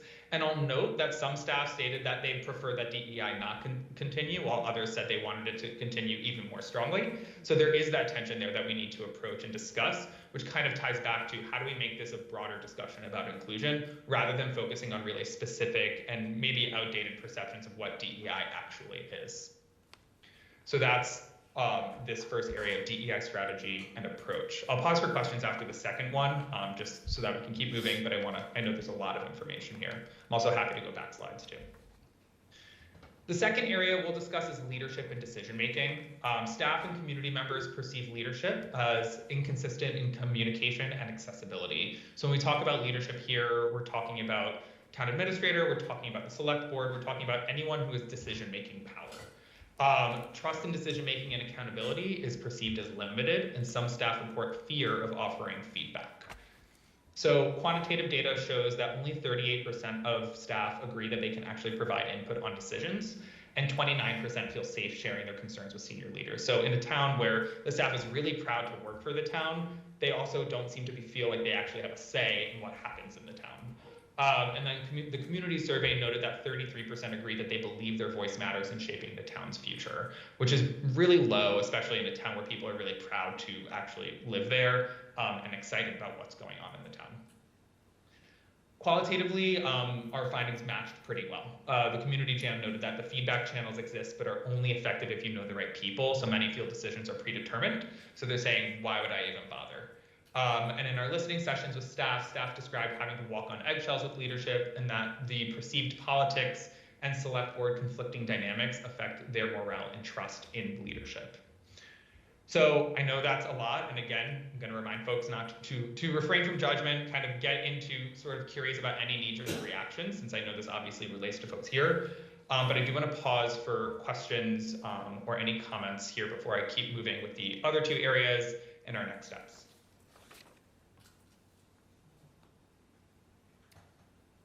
I think we're well aware of this. I know. What's unfortunate is that none of this is actually shocking. Well, number one, I've already heard it because I met with the DEI consultant before, to be fair. But I don't think it would shock any of us to hear a lot of this feedback that's happening. I think that's why you're here, maybe, because we, at least for me, I could speak for myself, feeling like we could be better, we should be better, but we're not sure how to get to better. So I think that's, one of the reasons I felt that this was a really important initiative. Well, it's obviously concerning, right, this slide itself. Even though we know it exists, to see the numbers in front of you and to see the feedback from staff and community is concerning. And I think that as much as we know it, we maybe need to put a little bit more action behind the thought, right, to try to see how we can make some changes. And nobody's perfect, but we can certainly be better. And I think we're taking the steps to do that. I think that's happening at a very timely moment for Swampscott. So I can only get better from here. But I think to me, it just continues to highlight the fact that we're not communicating as effectively as we should. Communication is listed numerous times throughout this initial feedback. So, I'm very interested in really diving in and trying to figure out, if we have 33% of our community that believe their voice matters, how do we engage the other 2/3 of our community? How do we communicate effectively, efficiently, and give those individuals a voice? And that's 33% of those who participated in the survey. Right. So it's a much larger proportion. Do you have any data to show how this relates? I mean, our democracy in general, a lot of people are disengaged. I'm not trying to minimize this, but just to contextualize it. Where does this 33%, kind of compare with other clients that you have, for example? Yeah, for those that we've done community surveys, right, not every municipality actually is willing to do a community survey, so I give you a lot of commendation for that. But for those that we have done it, it's similar. It's pretty similar. It's generally low across the board. And it also depends on the setup of the municipality. It depends on the access to meetings like this one, access to language appropriate avenues for providing feedback, right? For instance, other towns that have many languages as the norm, there's a barrier there, so it can be lower. Really depends, but generally this is a low statistic for most towns. And I think too, we are at a time where DEI is being eliminated, ignored, and frowned upon, right? So the fact that Swampscott is actually engaged and interested in continuing the DEI initiatives and in looking to get better says a lot, right? And that's, while it might not be popular, I think people are afraid of it too, because not everybody, really understands the nuts and bolts and what it means. And I think we can see that. You probably saw that at the community jam, or, with only 50 staff members wanting to fill out, or respond, that kind of speaks on its own. So I think the more that we can highlight and discuss it as a town and as a collaborative group, you know, the better we'll be for it, right? I do think there's a real chance that people are confused about this. Because on one hand, we're talking about it as DEI, and then another part we're talking about it as kind of engagement in general, right? You know, these things about whether or not people feel they have a voice in shaping the town's future, I could say that has, you know, in normal parlance, has nothing to do with DEI. Well, I think the inclusion piece. I understand, Right. but when you put it in the context of DEI, people see it through a certain frame. Right, and they right? have a preconceived notion of what that is. Exactly, and many people may be blocking it out before you even finish the 3 letters, right? Totally. As opposed to if you're asking a question about community engagement, without those letters, it might be a completely different conversation. So it is a little, I have to admit, even for me, every time we have this conversation, I find myself kind of going back and forth about exactly what is our objective here. relates, yeah. Because I think we entered this through the tunnel of DEI, Right. and I think maybe in collaboration with Ready Set or through this process, we've started to broaden it, and the questions asked clearly are broader. Right. I'll name that DEI I agree that DEI as the acronym has become a much more fraught acronym in the past, 6 months, 7 months. That being said, the questions we ask on our surveys with you all are the questions we've asked for the past 5 years when it comes to equity and inclusion. Inclusion covers community engagement, it covers communication, it covers feedback, because really all inclusion is about and equity is about is how do we set people up for success and how do we make people feel like they can have their opinion heard? How do we make feel like they can engage and they can participate? That's really what those terms are about. But understood on the semantics of it, and I'm not saying semantics in a negative way, that the terminology does matter and allowing people to even feel like they can approach it. And it's definitely something we should consider as we get into the strategic planning portion of this engagement. And just to be clear, I wasn't even referring to kind of the negative spin that's been tried to be put on DEI more recently. Yeah. I mean, like when we ask these questions, I'm trying to remember the survey, like it didn't say anything about DEI on the survey, did it? Some questions did. They did. It Some did. questions Yes, did. yep. Okay. Yeah. But it is a good point, right? That these surveys are more expansive because DEI as an actual applied idea is more expansive. It's not just about gender and race. It's not just about historically marginalized people. It's about a way of operating in a more holistic and human-centered fashion. I will keep us moving just for the sake of time. So our third area is operations and people processes. So this does mainly relate to staff, but I will say the community had a lot to say about it. So in general, there are operational inconsistencies in hiring, onboarding, and accountability practices based on what we reviewed. And those seem to also contribute to perceptions of unfairness and favoritism among staff. But these gaps actually extend to what is felt by the community in public-facing systems like the town website, where unclear processes and outdated information seem to limit access and trust. So quantitative data showed that staff, just 35% agreed people are held accountable consistently. 39% felt they received sufficient onboarding. Where in the community survey, respondents described variable service quality and access depending on the department or individual they interact with, which is super in line with what we heard from staff as well, that department to department people operate completely differently, and that you worry about what your department does. I don't know what the other department does. That bleeds over into how the community experiences the town. And in qualitative data, there was a strong call for mandatory DEI training, onboarding support, and transparency. And in our listening sessions with staff, workplace culture was named as sort of shaped by favoritism, informal networks. But there was a very strong positive outlier at the library, so I want to bring that up because the library, both perceived by folks who work there and others at the town, is seen as a real positive example for how inclusion and equity is being done really well. So just wanted that on the record as well.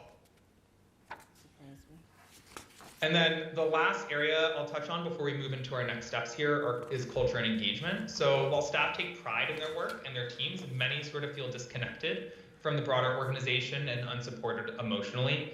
And that kind of leads to reported burnout, low recognition, and inconsistent communication, and that ultimately contributes to disengagement. And I'll name that disengagement is a main hallmark and flag of a lack of inclusion, right? If you can't feel like you can engage, you cannot share in what is going on, and that's ultimately what inclusion is all about.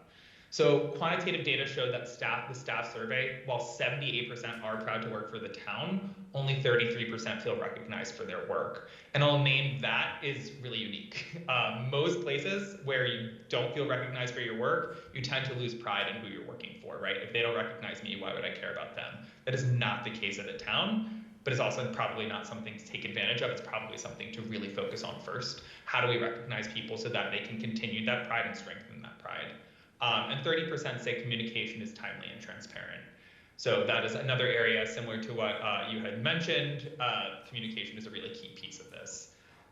In the community survey, community members see some staff as engaged and others as cold or dismissive. This is an assumption and a perception from our perspective based on having worked with lots of communities that if someone feels like they're burning out, they're not well recognized, that they're not engaging well, that tends to come off as not engaging well with the folks that they're actually working with. Qualitatively, in the community jam, there was a lot of discussion of the website of how it is not something that folks can engage with, and therefore people just don't want to and don't then know what's going on or don't have the information they need to engage properly with town events. They also noted that Facebook as a main form of communication is not preferable. Some folks named it as toxic, especially the interactions that some leaders have on Facebook, who are sort of official representatives of the town, seeing the way that they interact on Facebook was really disheartening for community members. And that it's contributed to a sense of fragmentation in terms of neighborhood and life experience, and that town culture is not universally welcome, depending on where you live. A lot of discussion of the wrong side of the tracks, the right side of the tracks. And listening sessions, there was a strong desire for more meaningful connection between departments, as well as transparent communication, opportunities to just know what other people are doing, to get to know folks in other departments, especially if you're not working physically in town hall. So I'll just also name what came up in our document review and social media analysis.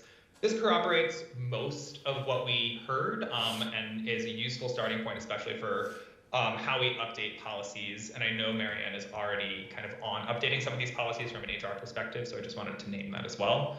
But the policies that we reviewed were, they reflected kind of exclusionary defaults that are pretty common from older types of documents. So really Christian-centric holidays, ableist language, vague reporting structures, and a lack of trauma-informed structure for feedback processes. How do we give feedback in a way that's actually useful to all kinds of people, not just one way of doing it? Interviews and hiring tools lacked consistency, and they had sort of outdated job classifications that may introduce bias, reinforcing perceptions of favoritism. And there were also missed opportunities to ask about belonging and inclusion and psychological safety, especially in exit processes. So just showing that we're even focusing on that and wanting to learn more about it could be a huge win. From the social media and news perspective, public discourse around past DEI controversies have remained unresolved, and that has fueled mistrust. That came up in the community jam as well. Online feedback revealed a high value placed on veteran support and neurodiversity inclusion, but disability access seems to feel underrepresented, I should say. Communication and visual storytelling tend to skew towards certain demographics, and there were calls for greater age, ability, and cultural representation in visual storytelling that is representing the town. And there were also engagement gaps that suggest residents want more clarity and purpose behind DEI language and action with more transparency and emotional intelligence in leadership. So really what this boils down to is what's written down on paper seems to lend itself to some of the things people are saying in our listening sessions, and from a social media and news review piece, this kind of ties back to what came up in the culture and engagement area of our conversation. Before I move on to our recommendations, just wanted to pause one more time for any questions or comments. I just want to acknowledge the parallels between our community at large and our community in town hall or under our employment, and how the tone of the community at large directly correlates with the tone of what folks feel in town hall. And so many parallels, even the language that was being used here, town staff feels burnt out and underappreciated. People feel disengaged. People feel like they're not being heard at some level. So, I think regardless of what we call it, our communication needs, a step up to, regardless of whether we in reality feel like we are communicating at 100%, the perception is we are not. And as we discussed earlier, perception fuels reality, whether it is reality or not.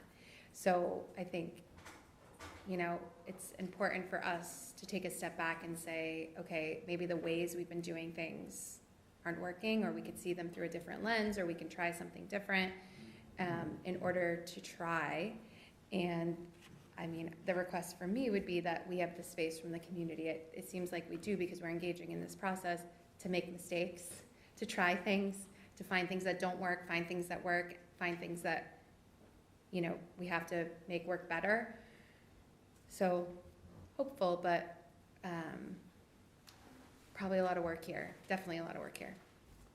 I'll also name that there's always, when it comes to municipalities and towns and cities, those responding to community surveys and community engagement are those that tend to already be engaged. Yeah. So I agree with what you're saying in terms of the parallels, and it tends to be people who know a little bit at least what's going on with staff and know what's going on in the town. They come to town meetings, they are aware of what's going on in the community at least somewhat, and they can see those gaps because they're looking and they're paying attention. For those, the many people in town that did not respond, it's hard to know if they would be aligned as well. But the folks that do respond for community surveys and listening sessions and things tend to also be the culture carriers, tend to be example setters. They're the ones that are going to step up and say, yeah, I'll plan that event if you give me the space to. Yeah, I'll brainstorm with you. Yeah, I'll give you the grace to make a mistake and offer feedback if you say you want that kind of thing.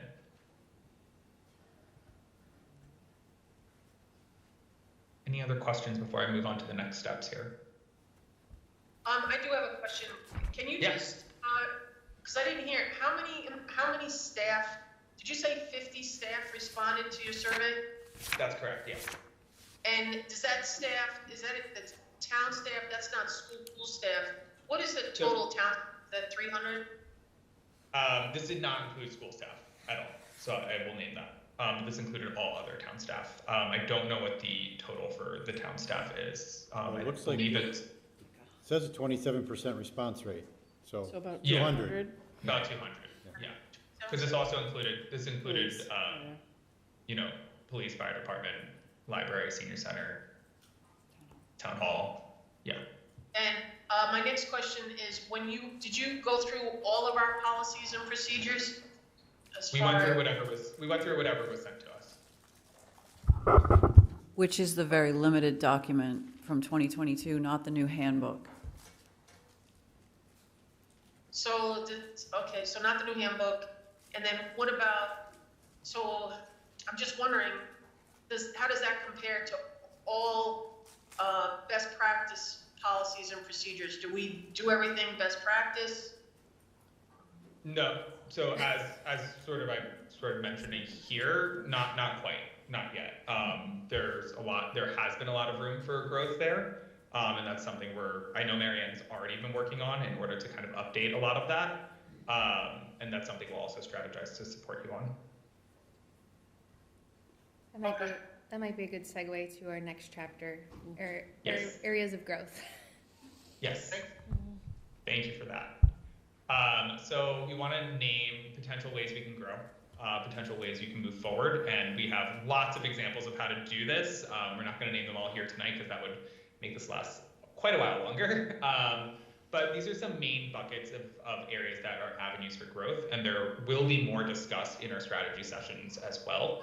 But one area is leadership training and coaching, given the disconnect between staff and leadership right now, the sort of worry about giving feedback to leadership, how does leadership become culture carriers of a more inclusive environment for town staff?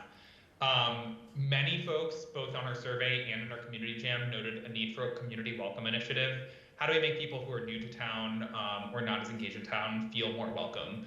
This could be pamphlets, this could be actual, ambassador program, things like that. People were already excited to volunteer to support that. Learning and development opportunities for staff. This was requested both by staff and by community members. This would be DEI training, or if we don't want to call it that, which is totally fine, still community and feedback training, leadership training, people management training, that kind of thing. There was also a lot of discussion around website prioritization and reorganization. I recognize that that is a budgetary concern, but it is something that feels high priority, especially for community members. Bringing up the idea of creating town-wide communication norms and guidelines. So regardless of what department you work in, regardless of what section of the town you work for, here's the way we operate, here are the things we say, here are the ways we communicate with each other in different situations. And that's set across the town. So creating some consistency in that area, as well as communication norms and guidelines for how the town communicates with community members. Similarly, feedback mechanisms and processes, again, town-wide, both for internal staff and for how feedback for the town can work from the public. Also naming other cross-department systems and processes, so this kind of ties back to what you were just mentioning, when it comes to hiring, when it comes to exit processes, when it comes to the handbook that Marianne was talking about, all those things that kind of make working at the town feel more inclusive from a structural perspective. And then lastly, a lot of what the community brought up was about events. How do we make events more inclusive, not just from a race and gender perspective, but from a wide array of identity and access perspectives, with a strong focus on disability inclusion, accommodations for folks with different types of disabilities, not just physical ones, such as sensory disabilities, medical conditions, things like that. So creating some sort of guideline system or checklist, depending on what would work best for those who plan those things. And so just to give you a sense of how we move forward from here. So right now we're in this transparency area, aligning on findings, making sure that we're discussing this with you all, making sure that this report is available at some level to the public. I believe it is now because this session is public, and making sure that there's space for questions, which we're discussing right now. From there, we move into our strategy sessions. So we have a couple strategy sessions that are sort of formal, strategic, facilitated conversations with myself and my colleague that will create our goals, our priorities, our objectives, our actions, all that to ultimately culminate in a roadmap that will be a tool, that is a dynamic tool, it's a living document that can be used as a central focus for how we move forward. From there, we highly recommend getting feedback on the roadmap before we make it official. That can come from stakeholders both within Town Hall as well as community members.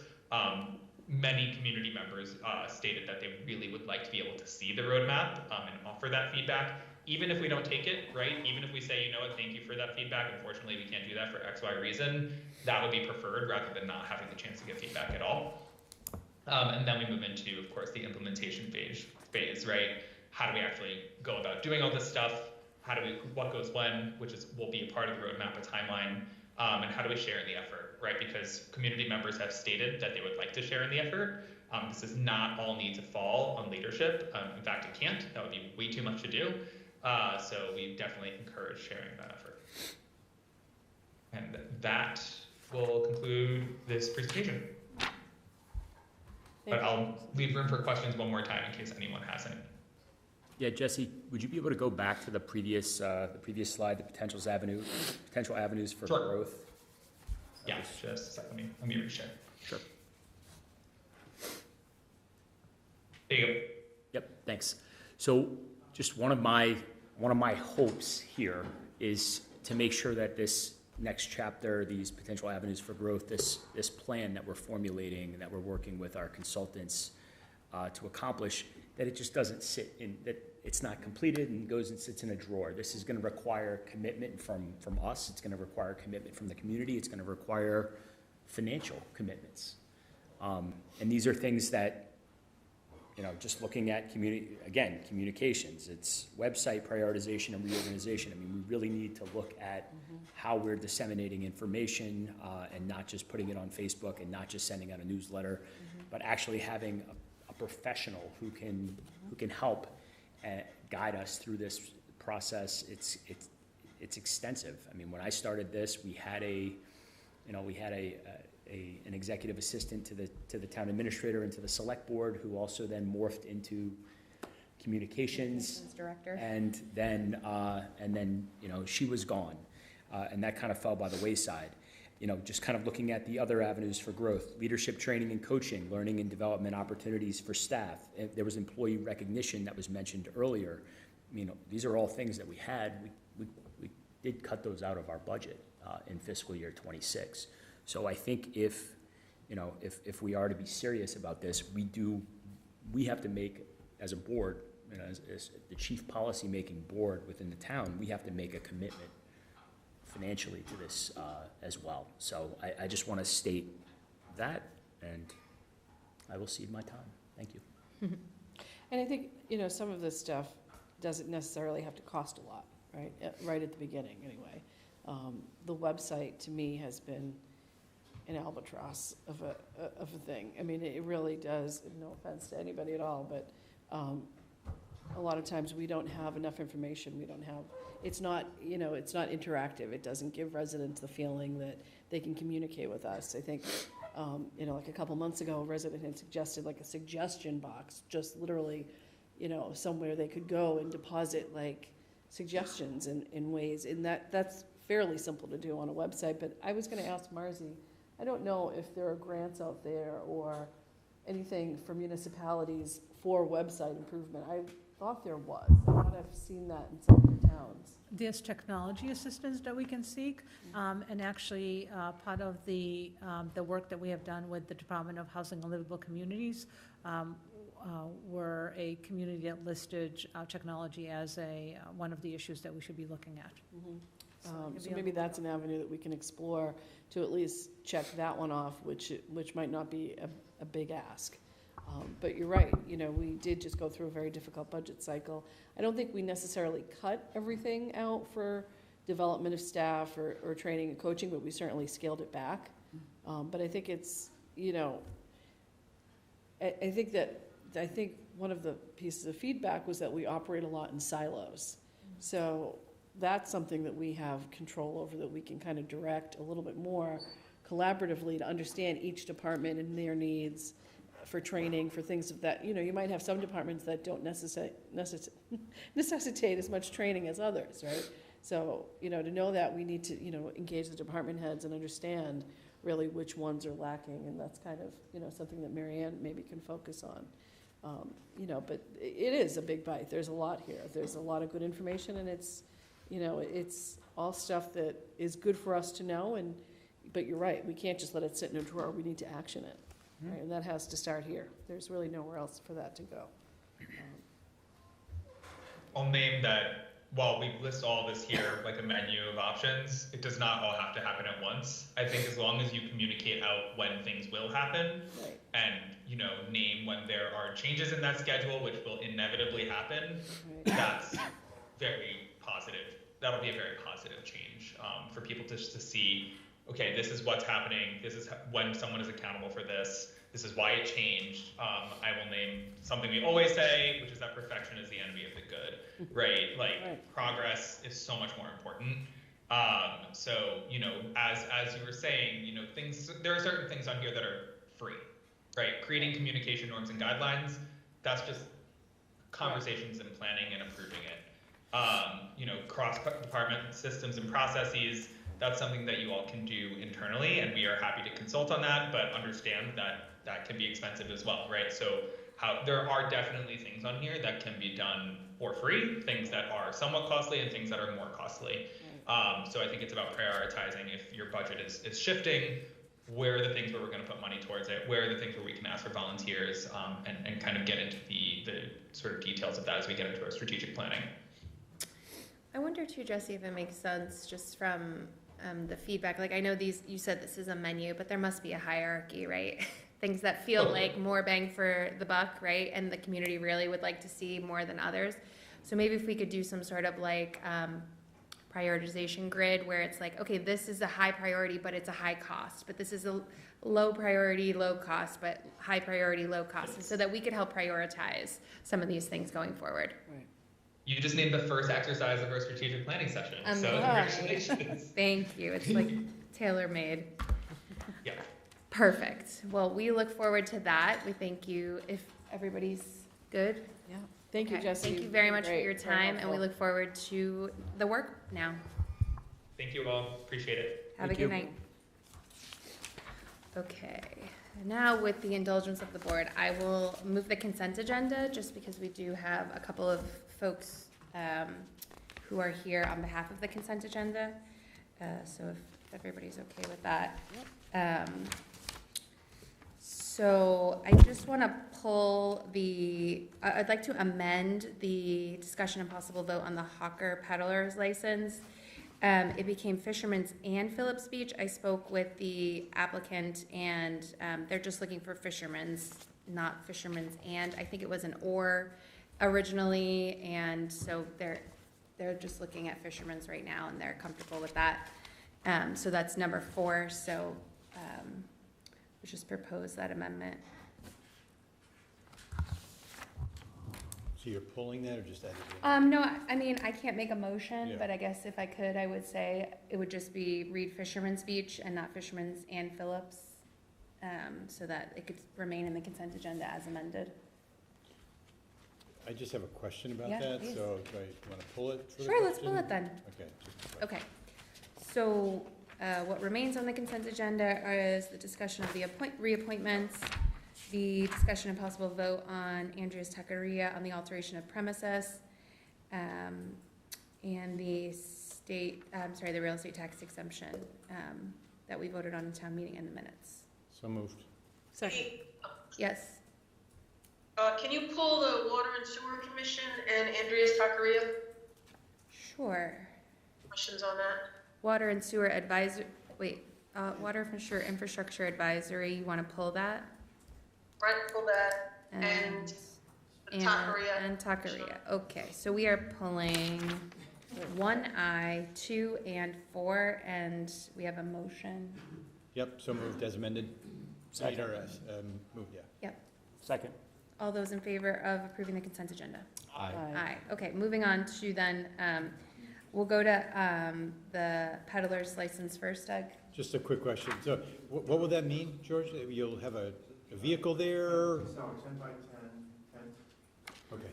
Marianne, would you mind just passing your microphone over, just so folks at home can hear? Thank you, appreciate it. Yeah, similar to what a farmer's market would be, 10 by 10 tent, all weighed down, display table for a thing, a griddle, couple coolers, and everything will be inside the tent. You know, So we're giving you a pass basically to be there anytime, any day, anywhere, between June 19th and September 30th? I mean, no, seriously, what is? Yeah, I understand. Yeah. Yeah, so my thinking was like 11:30 till 6:37, Wednesday through Sunday. I'm also going to be doing the Swampscott Farmers Market and other events, so I'm not going to be there all the time. And really just open to like feedback. And, you know, I mean, people aren't coming there at 9 a.m. Or at midnight, you know, I mean, but reasonable hours. Do you have any thoughts about that? Are we going to give him a recreation pass in order for him to have a spot there at Fisherman's Beach? He probably already has one, I bet. You should get one free, though. So I think his suggestion was 11:30 to 6:30. Yeah. And you said Wednesday to Sunday? Yeah, and I think the person that I'll be interacting with the most is Jeff On. Yep. Okay. Okay. So that'll get set up like in a parking spot, or? No.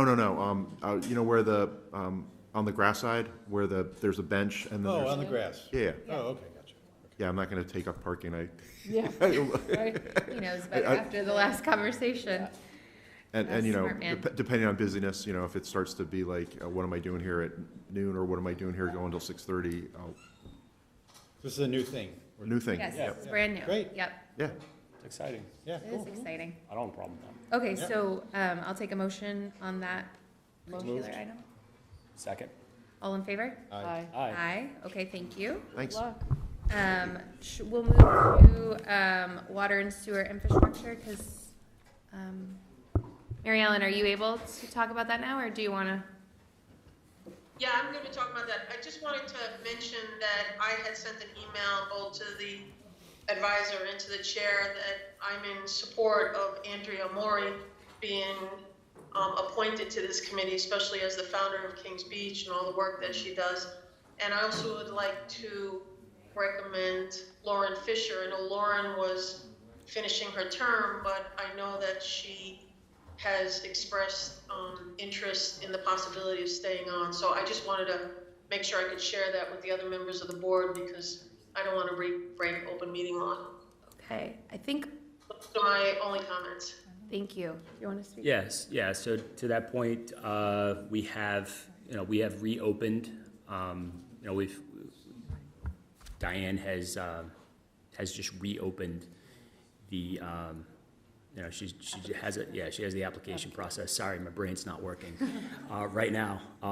But the application process is open. I believe it's open through the end of June. It's about 2 weeks, yeah. Yeah, 2 weeks. So we're gonna have so everybody who has already applied will be considered, and new applications will also be considered, and we'll be taking that up. I do need to have a conversation with the chair, the new chair of Water Sewer Infrastructure Advisory, and we will take that up at a meeting in July. So we're just doing the renewals basically right now? No, these are actually These are appointments. yeah, these are appointments that were recommended. These are alternates that are being They're alternates that are right being now, elevated to Yeah. full Right. full members. Yes. Okay, gotcha. So I'll take a motion on the water sewer. So moved. Second. In favor? Aye. Aye. Okay. Andrea's Taqueria then. The only question I have on Andrews Taqueria is Marissa there? I just want to know, do we have to put the actual location? It says outdoor dining. I'm just want to make sure that that's really clear. What does outdoor dining mean? Does it have to be more explicit? Well, Marzi's here, so I will let. No, I was just. I'm here too. Oh, Marissa. I'm online. Sorry about that. Go ahead. That's okay, I just joined. So, as a clarification, this is all within your jurisdiction as the local licensing authority. There's no subsequent paperwork that then needs to be filed with the ABCC. So we can, when I furnish the liquor license for Andrea's Taqueria, the one that ultimately gets hung up in the store, we can totally specify that the outdoor dining is relegated solely to the patio, right outside of his restaurant. I think that's perfectly fair. Okay. Okay. So I would like to make sure we do that, especially in light of the fact that we have had people come down in the neighborhood and express some issues with that. And I'm pretty confident that the owner is in support of that too. He is. He's nodding his head. If you were here, you would see him. I can't see anything. Okay. Hello, Will. So I will entertain a motion then for Andrea's Taqueria. So moved. Second. All in favor? Aye. Aye. Okay, thank you. That concludes the consent agenda. Thank you for the indulgence, and we will move on to the TA Search Committee update. Nobody's here for that? We have a simple memo about it. Okay. Oh, we do. I'm sorry about that. Yeah. All right, I will read it from Heather Roman. The Town Administrator Screening Committee requests your vote on June 18th to extend the search time frame by 30 days. This will extend our time to July 25th, 2025, based on the timeline presented to you at our May 7th meeting. We expect to request one more extension after this. Thank you. Okay. I mean, I know we've all been involved in the conversations with the consultant. I think he's well on his way now. We feel like, I feel like we're moving in a positive forward motion. So I'm happy to consider this, but anybody else? I am too. Are they only allowed to do 30 days at a time? Is that why we're? I believe that's correct, Yeah, through the okay. charter. Yep. So here we are again. Second. Okay, all those in favor? Aye. Aye, very good. All right, we're moving right along now. Yes. Katie, does everybody have the timeline again? Can you send out the timeline? Sure. what their process is. I couldn't seem to find it yesterday. I'll send it out. Yes, somebody will send it out, if it's Diane or Thanks, Marianne Steve. or, Well, thanks. for public Thank you. consumption, I think it has gotten longer than, at least I think what I said the last time we talked about this publicly. So we are now talking about August, right? August, correct. Yeah. I believe it's due to, they're accepting applications now through the beginning of July, and then they're gonna start the interview process, and I'm pretty sure they're looking at 20 applicants already, so. Right. Yeah. That's what his email said the other day. Okay. Yep. When are the applications closing? Do we know? Is there a final date here? Yes, End of June. end of June. End of June? Okay. Maybe if there is a TA search part of the website, although we've just said how inadequate the website is, but if we could update the timeline, that way if somebody were to find it, we could make sure it's accurate. Item number 6 will be tabled until next meeting, as the community host agreements were not yet ready for discussion. There was some back and forth with both parties and councils, so we'll table that till next meeting. Review, determination, and consent pursuant to Mass Rules of Professional Conduct from KP Law concerning the representation of the town of Swampscott and Nahant relative to the intermunicipal agreement for the shared building commissioner service.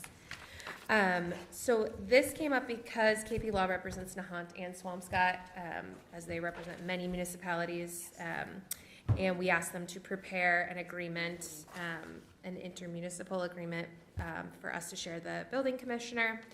And because they have a conflict of interest, we have to waive it. So that is why this is on here. Happy to answer any questions or otherwise. Is it your recommendation that we waive it? I do not represent the town in any capacity. However, I spoke with town council, and obviously it's their recommendation. It's a straightforward process. Their representation of Nahant doesn't change. Yeah. Right. You know, they're not gaining anything additional out of the relationship other than they represent both parties. So It seemed pretty straightforward. it seems pretty straightforward, yeah. So moved. Second. All in favor? Aye. Aye. Okay, cruising now. Wait, I have a question on that. Great. Now that we just waived, when are we gonna have the agreement? Well, I believe we will have the agreement as soon as we waive the conflict. They could not give it to us before we waive the conflict, or else they would be practicing outside of professional conduct rules. Right, okay. So I will ask tomorrow, Have it at the next meeting. Maybe Friday. maybe Friday. I'll ask tomorrow, but they don't have to answer. I don't have the day off, unfortunately. Okay, Hawthorne Reuse Advisory Committee. We have our chair here. Welcome. Thank you for waiting. Well, that's all right. Appreciate it. Shall I go ahead? Please. Okay, I just have a brief report. My name is Brian Watson. Our committee's had 6 meetings so far. We have the 7th one next week.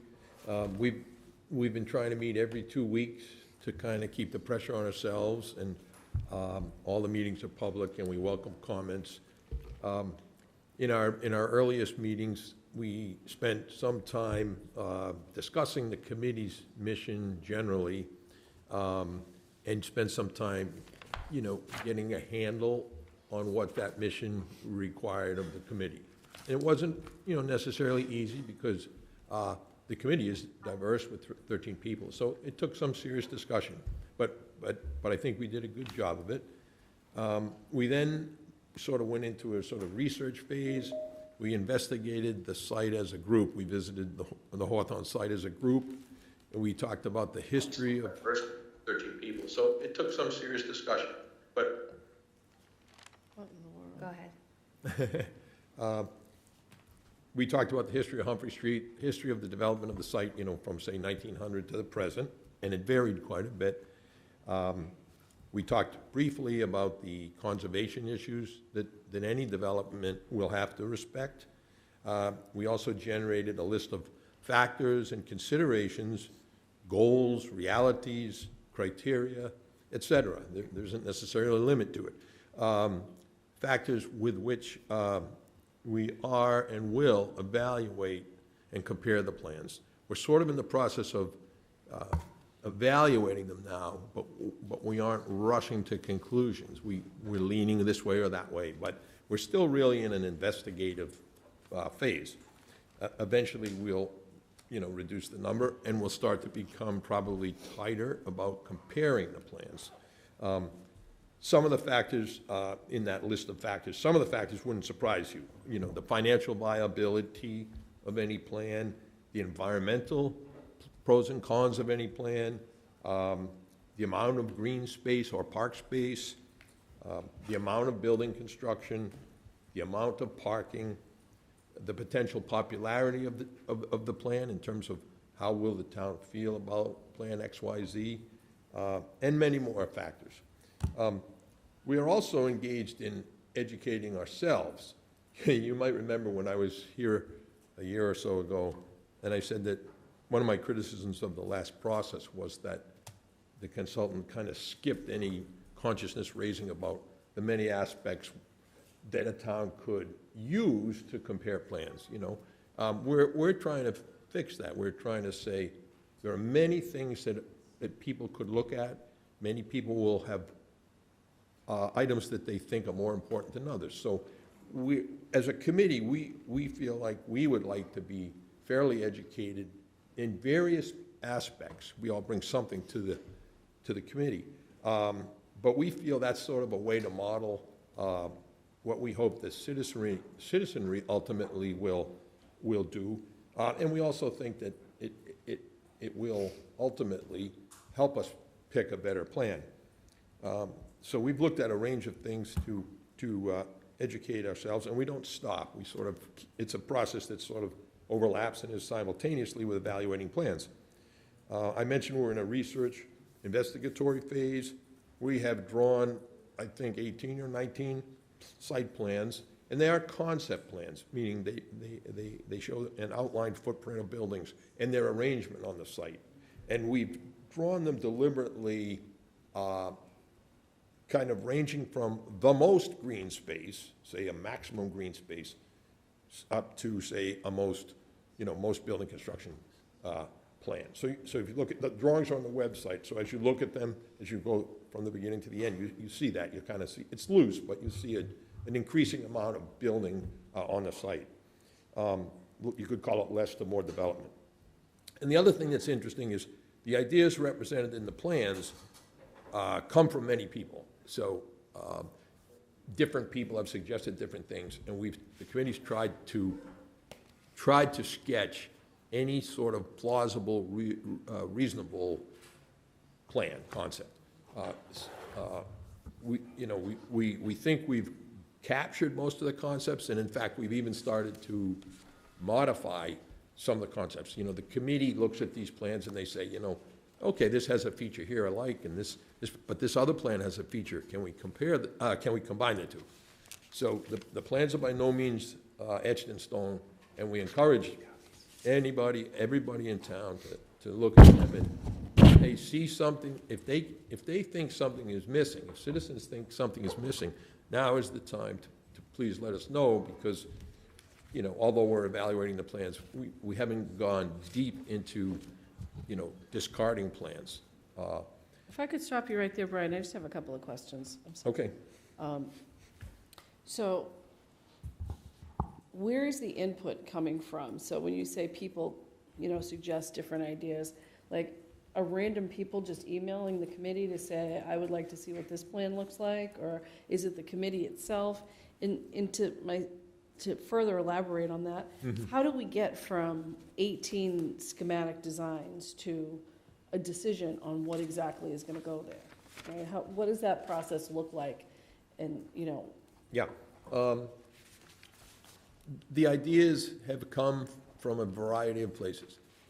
We started off with many plans that came from the earlier process. Out of that process came some green space plans, some plans with a modicum of street buildings. Many of the plans came from the ideas of people on the committee. Okay. And the last one would be, as you said, it sounds funny, but random ideas from citizens Bless you. many citizens have spoken to me and said, Right. is this a reasonable idea? Right. And So my only question, my reason Yeah. for asking that question is, at what point do we say it is too cumbersome that we are at a massive number of plans, and how do we whittle it down to what is eventually gonna be there? And I think that my concern comes from, when are we actually gonna engage the whole community to understand Yep. which one they want, right? How long do we continue to, vet different options, and, as we do, we waste more and more time. I don't mean to say waste time, but. Spend. Yeah. Yeah. Takes more and more time. Right? And we want people to be involved, but we also want to get something there at Right. some point that is Well, gonna we make an started, impact. when we, yeah, Sorry, if I just might. go ahead. I think when we diverted from the original process to this process, the two things that we felt like, I think we echoed to the committee that were most important is that it be a transparent and public process. And that is because people Right. felt like the process that we originally had was neither. Right. So I think what's important about the transparency part of the process is that there's a really clear criteria that you guys present. At some point, there will be public engagement. Hopefully, it will be, sooner rather than later, but it can be overwhelming to present 18 Right. ideas, Right. right? So Well- when I think about it, if the committee creates a criteria and says, okay, we started with 20 and we got down to 10, but this is the criteria we use, then you're one, enabling public input into the criteria to say maybe you did this wrong or that wrong, but then also you're enabling public comment into the 10 ideas you have. Yep. So I don't know if that's the right answer, but to me, it feels like we need to both have a transparent process, which makes it really clear how the committee got to where it was, when it's then engaging the public on what the feedback is, because if the public comes back again and says, well, none of this represents what I thought I was saying when I sat in this room and expressed my frustration with the original process, then we have a second failure on our hands. Right, so at what point do we say, okay, here are the 18 ideas out Well, there? And I know if they're on can the just- website. Let me just cut you off, because I can help you out with this. When you did sort of interrupt my talk, I was about to say, the committee, moves steadily, I don't want to say slowly, but we're methodical. But we do move steadily. And we've had a lot of meetings, and we have reached some conclusions. We are no longer looking at 18 plans. There are 18 plans there. The point of putting those all on the website is we do want the town to see that we looked at all those plans, and some of those plans that we have already decided as a committee we don't like, some people weren't happy with that. So what plans have we eliminated already? If you look at, say, the first 4 or 5 or 6 on the site, we have, as a committee, said those don't. Let me give you an example. There was one plan that was just completely park. Right? I'm using this example only because it's simple and easy to describe. One plan was all green, all park. Now, probably a lot of people would support that. But the committee, because the committee's been, So how did you come to that because, determination that it was in? right, okay. The committee as a group had a big discussion about it. And one of the things our committee as a group, all 13 of us, are doing is we're saying things like, will the financial pros and cons of a plan play a role in this? And the whole committee said, yeah. The whole committee said, we can't have a plan that's only money going out. We need a plan that generates some revenue. Now, we haven't decided the balance, but the committee was unanimous with one, maybe, that a park would cost a lot of money. It would cost 10 to 12 million to develop the whole site as a good park now. I mean, a really top-notch park. You take the Hawthorne down, that's 500,000, plus the asphalt is 75,000. So you're 600,000 to the demolition, you're another 10 million to build the park, and then every year you have a certain amount of maintenance. It's 30,000 a year probably to maintain it. And I talked with Gino Crester about what they pay the contractors who maintain our green space. So that's money that would go out. And now you get a beautiful park, but the committee as a whole said, look, we could do a substantial amount of green space, have a really large park. But if we, as an example, if we put a row of buildings along the street and a little bit of parking, we could generate 100 or 200,000 a year in property taxes. So So we have reached conclusions, but we are trying to go slow enough as a committee because we're a strong-willed bunch of people. We're trying to respect, everybody's desire to weigh in and speak. And we will move fast enough. We've as a committee, we've set our goal to finish by November. That's the goal, to finish by November. The restaurant is there until December 1st. So that was 6 months, right? So that was a 6-month process. That's extremely fast for what we're trying to do. This is a challenging site. The other decision we made as a whole committee was if the site remains just the Hawthorne site, not the Church Lot 2, but if we only end up with the Hawthorne site, the committee agreed that the restaurant should come down. The Hawthorne restaurant should be demolished. That's what that was the committee's thinking. I'm not saying it's yours, and I'm not saying that's what happens. All I'm saying is our committee is trying to, we sort of feel liberated that what you want from us is our best intellectual analysis. And what we'll give you the recommendation, and if you don't like it, you won't take it. But we couldn't rationalize if the site is only the one site.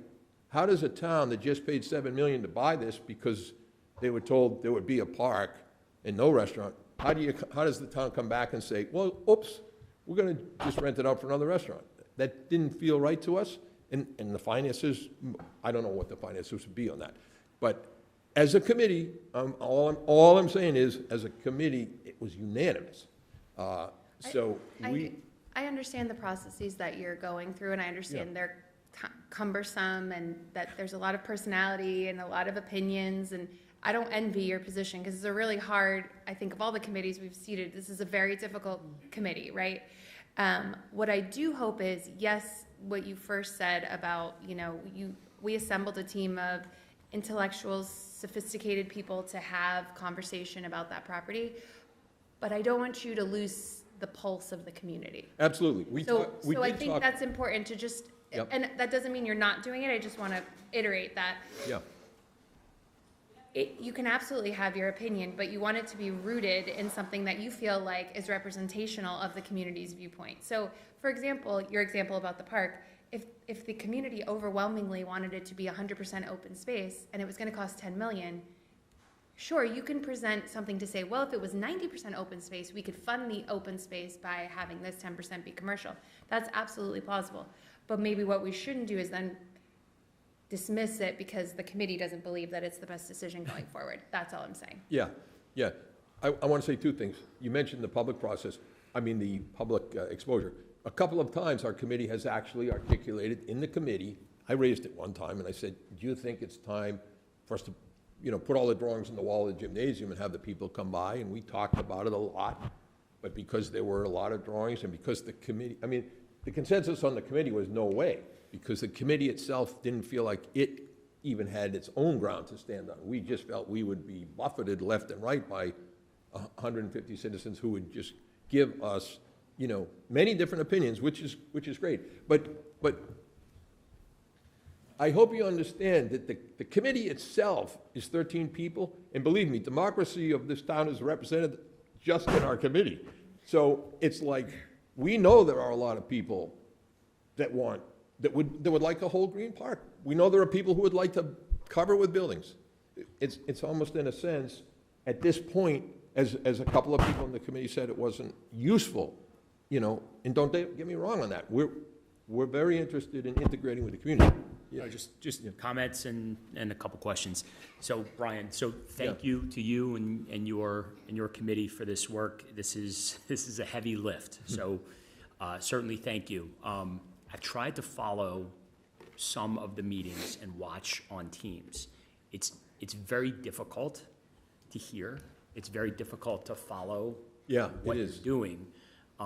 I know that you're trying to have a dialogue amongst your team and you're sitting around a table, but I'm just curious if there's a way to present that slightly better on television, because I know one of your criticisms before was the process and that it was behind closed doors. Yeah. This is a public process, however, it's still difficult for me to follow. And if it's difficult for me and it's difficult for those in the audience, I just want to provide that. Is it because you can't see the drawings? It's because we can't see, we can't sometimes. hear. Yeah, it's the way you're set up, it's not easy to hear the it's- conversation. It's not easy to see what you're talking about, so you don't have the context for it. There's a lot of So I'm just. Yeah. So just keep that in mind, as you're moving forward, as your committee's moving forward, because there are people that do want to follow along, that do want to participate. Yeah. And this process is certainly more comprehensive, but we want to make sure that, Yes, I get it. Yep. Yeah. And so, sometimes there's public engagement and you can't hear what the public says, and then Right. you respond, but you don't know the context of your response because you can't hear what the public said. So, Yeah, from members from members who were sitting in the audience. Oh, I Because there's see. not a Can't tell who's talking. microphone. There's not a Because microphone or they don't have a microphone. Right. Yeah. One of the other questions that I had was just about, and certainly not my view, but there are people in town who have inquired. Is the Hawthorne Reuse Committee, have they discussed the sale of the property The sale of as an option? Yeah. this, oh, yes. You mean, so, yeah, well, I can tell you that the committee has oftentimes taken a few minutes to talk about, I said we're reviewing plans, but we try to integrate in how would these plans become reality. When you see the plans that have buildings grouped toward the front of the site, and you see a decent park, at the backside, one of the presumptions of our committee, and again, we're not etched in stone, but, where we're leaning, I don't want to get too far in front of the committee, but we're leaning toward, if that were to be the case, the town would either have a long-year lease, like a 99-year lease of that rectangle of land, again, along Humphrey Street, or it would literally sell for, say, $2 million, 1/3 of the site. The front third, the rest would be park. So those are just, we are not at all pretending that the town is going to build buildings. The town is not a developer, so if we propose 30 or 40,000 square feet of buildings, maybe some along the street and a little L or something, that's still very grouped toward the street, but our thinking at this moment, and we haven't gone too deep because the committee hasn't even said that's what we want, but our thinking is, it would be realistic to make an RFP at the end of this process, ask developers if they would be willing to build essentially the diagram we give them, that we specify the number of stories, 1, 2, or 3, we specify the gross outlines of the buildings, not the literal dimensions necessarily, but pretty close, and we specify where the parking would be, because, they'd have to accommodate some number of cars, and that would be the way it would get done. Go ahead, Doug. Yeah. My first question is, Marzi, are you attending these meetings? Yes. I have to say that the primary feeling I'm having right now is that I'm not sure that we're giving you The correct scope. sufficient guidance. It feels like you're being put in a place, the committee's being put in a place to make some really significant trade-offs with maybe a lot of the information, but maybe not all of the information necessary to make those trade-offs. Right. Just as a simple what if, and this is not a position for me, but I know there might be someone sitting here that might have this position. Maybe it costs $10 million to do a park and it's all green space, but there are grants out there and that's the best route. I think that's one of the reasons why the library thing came along, right? It's maybe there's a way to actually get the money to do that. Is the committee capable of assessing, is it fair for us to be expecting this committee to be integrating and weighing and basically playing kind of quasi-developer and figuring out all the pros and cons of this? This isn't quite how I envisioned this unfolding, right?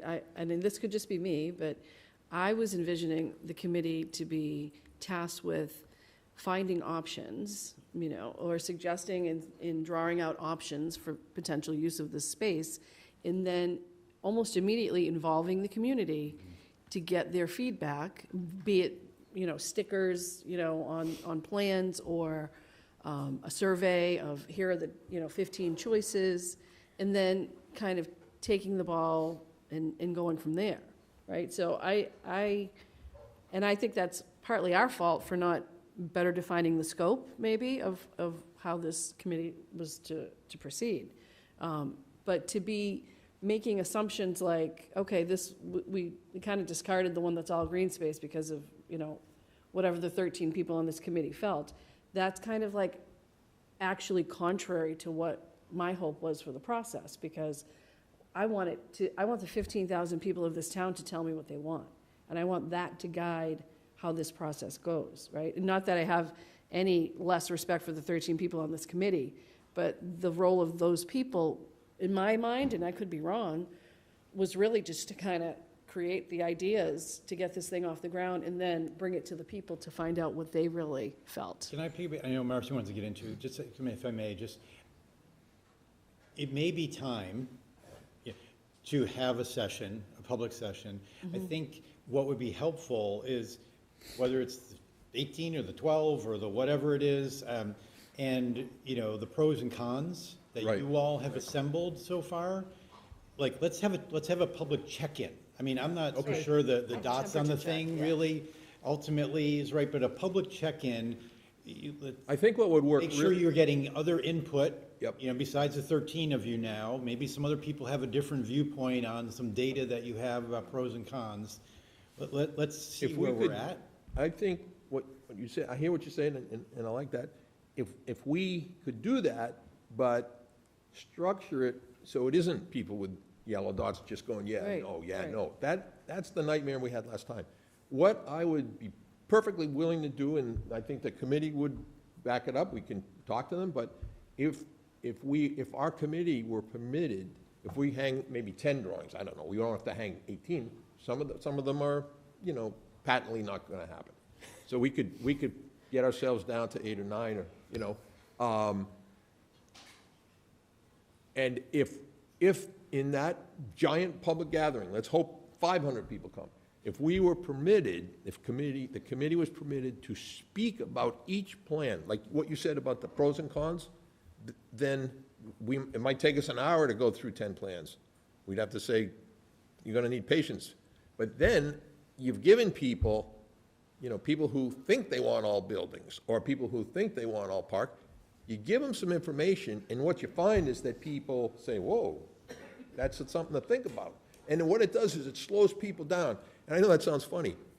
You want everyone's opinion, but you want them to slow down long enough so that there's a little bit of reflection from it. I don't think it sounds funny at all. I think it sounds totally logical, because I will tell you, after the library, I'll call it a fiasco, I spoke with many public residents, and when I engaged with them one-on-one and I explained to them the thought process behind the library, the funding mechanism, the synergy with the hotel, the availability to rent, be a renaissance for that part of town, people were like, yeah, that's not what was presented though. Yeah. So I find like maybe it's not an hour-long discussion where you're talking at people, but it's each of your committee members set up against one option, and then they're engaging a little bit and letting people understand. Well, that's another way to do it.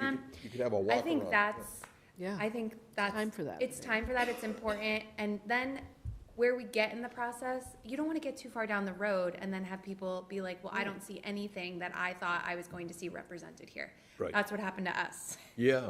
So learn from the mistakes of us, and let's try to improve the process so the public is carried along the process. That's the committee's job, to carry the public along with them, educate them, understand all the conversations you have. You're not rehabbing them, you're just explaining the information you got out of them. Right. And then hopefully have some public input, and then come back to then the committee will have that input back to them, and then they could make informed decisions about certain things. Right. And you might have 3 options right now on the table that are all mixed use, and you don't know the exact ratio of mixed use. You don't have to. You're just saying, this is a mixed use option. We don't know the exact ratio of mixed use yet, but we're thinking, like parking and building. And that's one example, and that's the pros and cons. You don't have to have all the information. Right. For the No, And I think it's important that we're considering just this site at this point, right? We are not considering Well, our committee is the actually. St. John's parking lot at this point. I mean, that's not, is, from my understanding, right? I mean, we're not. Let's let Brian speak to that. Well, our committee is doing two parallel sort of sets of plans. I mean, we're more primarily focused on the Hawthorne site, but we also have sketches which show potential development with the church parking lot added. I just don't want to see you waste, to be quite honest, to waste time with putting too much effort into something that might not happen or might not even be, at this point, a consideration, right? So I think that the Hawthorne site is, right, I mean, it's got to be the driver. Go ahead, David. Well, yeah, I mean, there were certainly statements that were made by one of our board members that there was an agreement to purchase the St. John's parking lot, and I certainly want to give Mary Ellen the opportunity to speak to that. There was a video that was posted on April 25th that indicated that there was an agreement. To my knowledge, there is no agreement. I don't believe there's any knowledge of any agreement to any other members of this board. So, you know, I called it out at the time. I would like to hear from Mary Ellen as to why that statement was made and why, you know, why residents of Swampscott were misled with that information. Because I certainly think that's going to help shape the you know, how the Hawthorne Reuse Committee, you know, is evaluating these potential options. And again, to Danielle's point, I don't want to have, you know, Brian, you and your committee, you know, waste time. Yeah. Well, yeah, if we knew we didn't have to look at it, of Right, course. it would not. It would reduce our it would focus workload. on it, for sure. Yeah, no, that's what I agree. Katie? Yes, please. Katie, can I have a moment? You may. First, I can't even address that bogus statement, Mr. Grisham, to say that there was never an agreement. There was never an agreement. There is a verbal agreement with the church that the church actually was publicly out putting this out in public, that they verbally agreed to the town that they were willing to sell the property, and they are willing to sell the property to the town. That's out there, that's public. Members of the church have said that. We actually had something we had an agreement in writing that expired on 12/31/2024, that we had the exclusive opportunity to buy that. So I don't know where you have been for you to say that you don't know anything about this or there was no agreement. I find that to be incredibly disingenuous and not factual. Mary Ellen, I don't think you understand how an agreement works. An agreement is where two sides have come to a decision about a price. I have the floor, Mr. Grisham. I have the floor. We have we have a verbal agreement where we have the opportunity to buy that land if we should choose to do it. If the select board does not want to take that opportunity, that is in the purview of the select board. We have an opportunity to buy that land and to have access to a parking lot behind there. We have that opportunity. And that has not been a secret. You have been privy to it. It's been out there publicly. So to try to slander me is just unacceptable. An opportunity to purchase and an agreement are two complete, separate, and distinct things. And you're trying. I'm responding now, so please allow me to speak. Thank you. So by you saying there's an agreement, that means that there's a financial, there's this hand and this hand are in agreement as to what the price will be. That is in no way, shape, or form has ever happened, ever. So I have never said that. You did. April 25th. April 25th. You said there's an agreement, and you doubled down in writing, and then you accused me of political theater. So again, I'm just trying to get to the facts here. I don't want to mislead the public here. I don't want to indicate that there is an agreement when there is not an agreement. we have an opportunity to purchase the property. That is factually accurate. Anything beyond that is simply not true.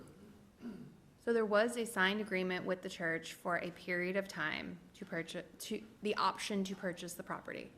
Okay, now we're sharing executive session information. Well, it's already been shared. We don't have to double. That's a public document. I don't believe it's a public document. In any case, Any it's probably case. good to have this conversation, so in public, and actually be honest and upfront about the situation we're in.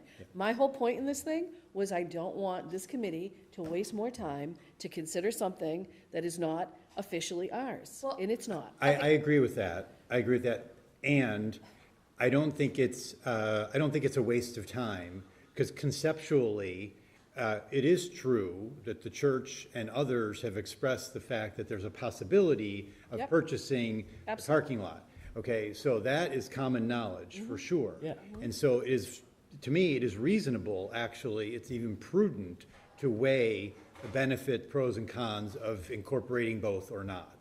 So I don't feel that to be a waste, but I just want to make sure, I agree with David, the context, we need to be very clear about where we are and where we're not. Right, and I think to task a committee, though, with creating schematic design that leads this town to think that it's it's more of a possibility than it really is probably not the best idea. Agreed, and I don't think we're anywhere near schematic design. I don't know if you use that technically, but. I don't know. I don't know if that's the case, because I've seen designs with incorporating that parking lot. Part of the ask of the committee is to, if the space was acquired, what would that look like? How do we put pen to paper?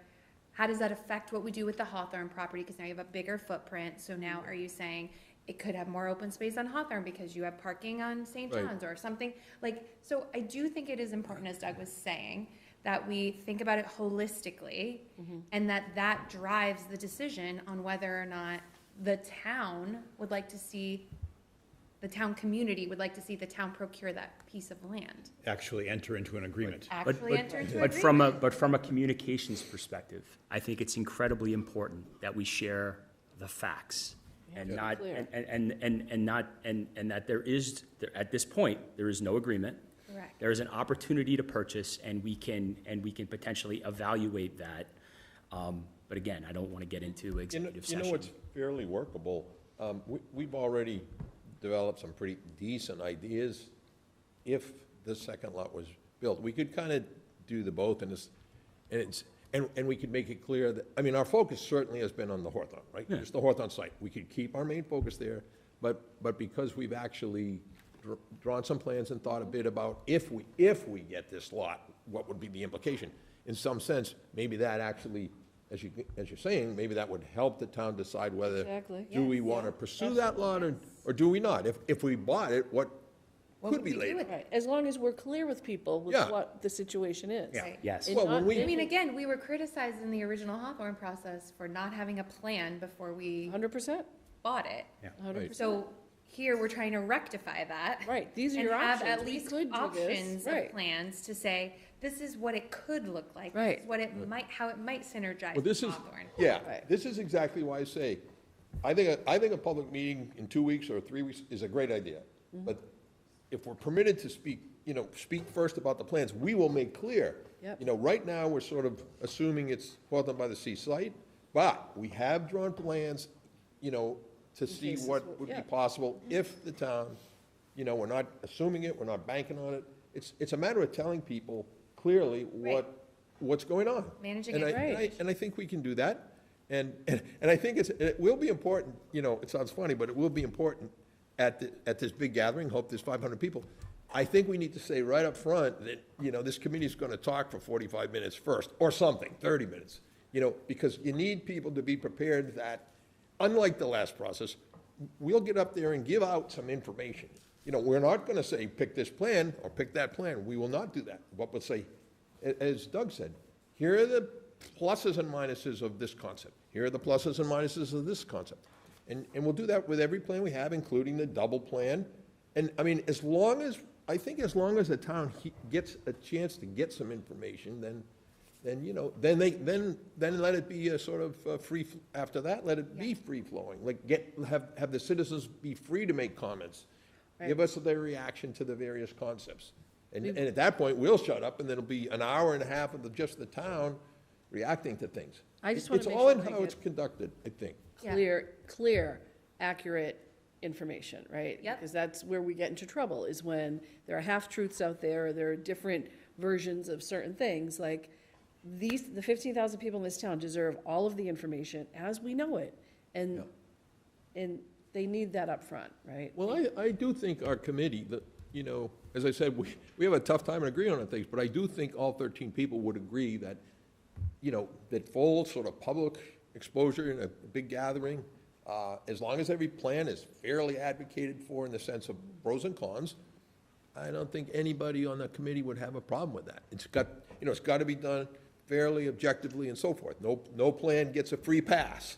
You know, Right. every plan is rigorously assessed. Okay, And I think we're all on the same Yeah. page, and I guess just so we could be clear about our expectations then going forward, it would be a presentation to the public of the plans, whatever number of plans the committee wanted to bring forward as options, and that there would be some pros and cons discussed of each of the plans, and there would be public engagement, and then that would allow the committee to have good direction going forward about sort of where to spend its time in the going forward. And it'll be great, you know, if the last 2 hours are just public comment, we'll take notes, and it'll be great if we say to the public, don't tell us, yes, you like it, or no, you don't.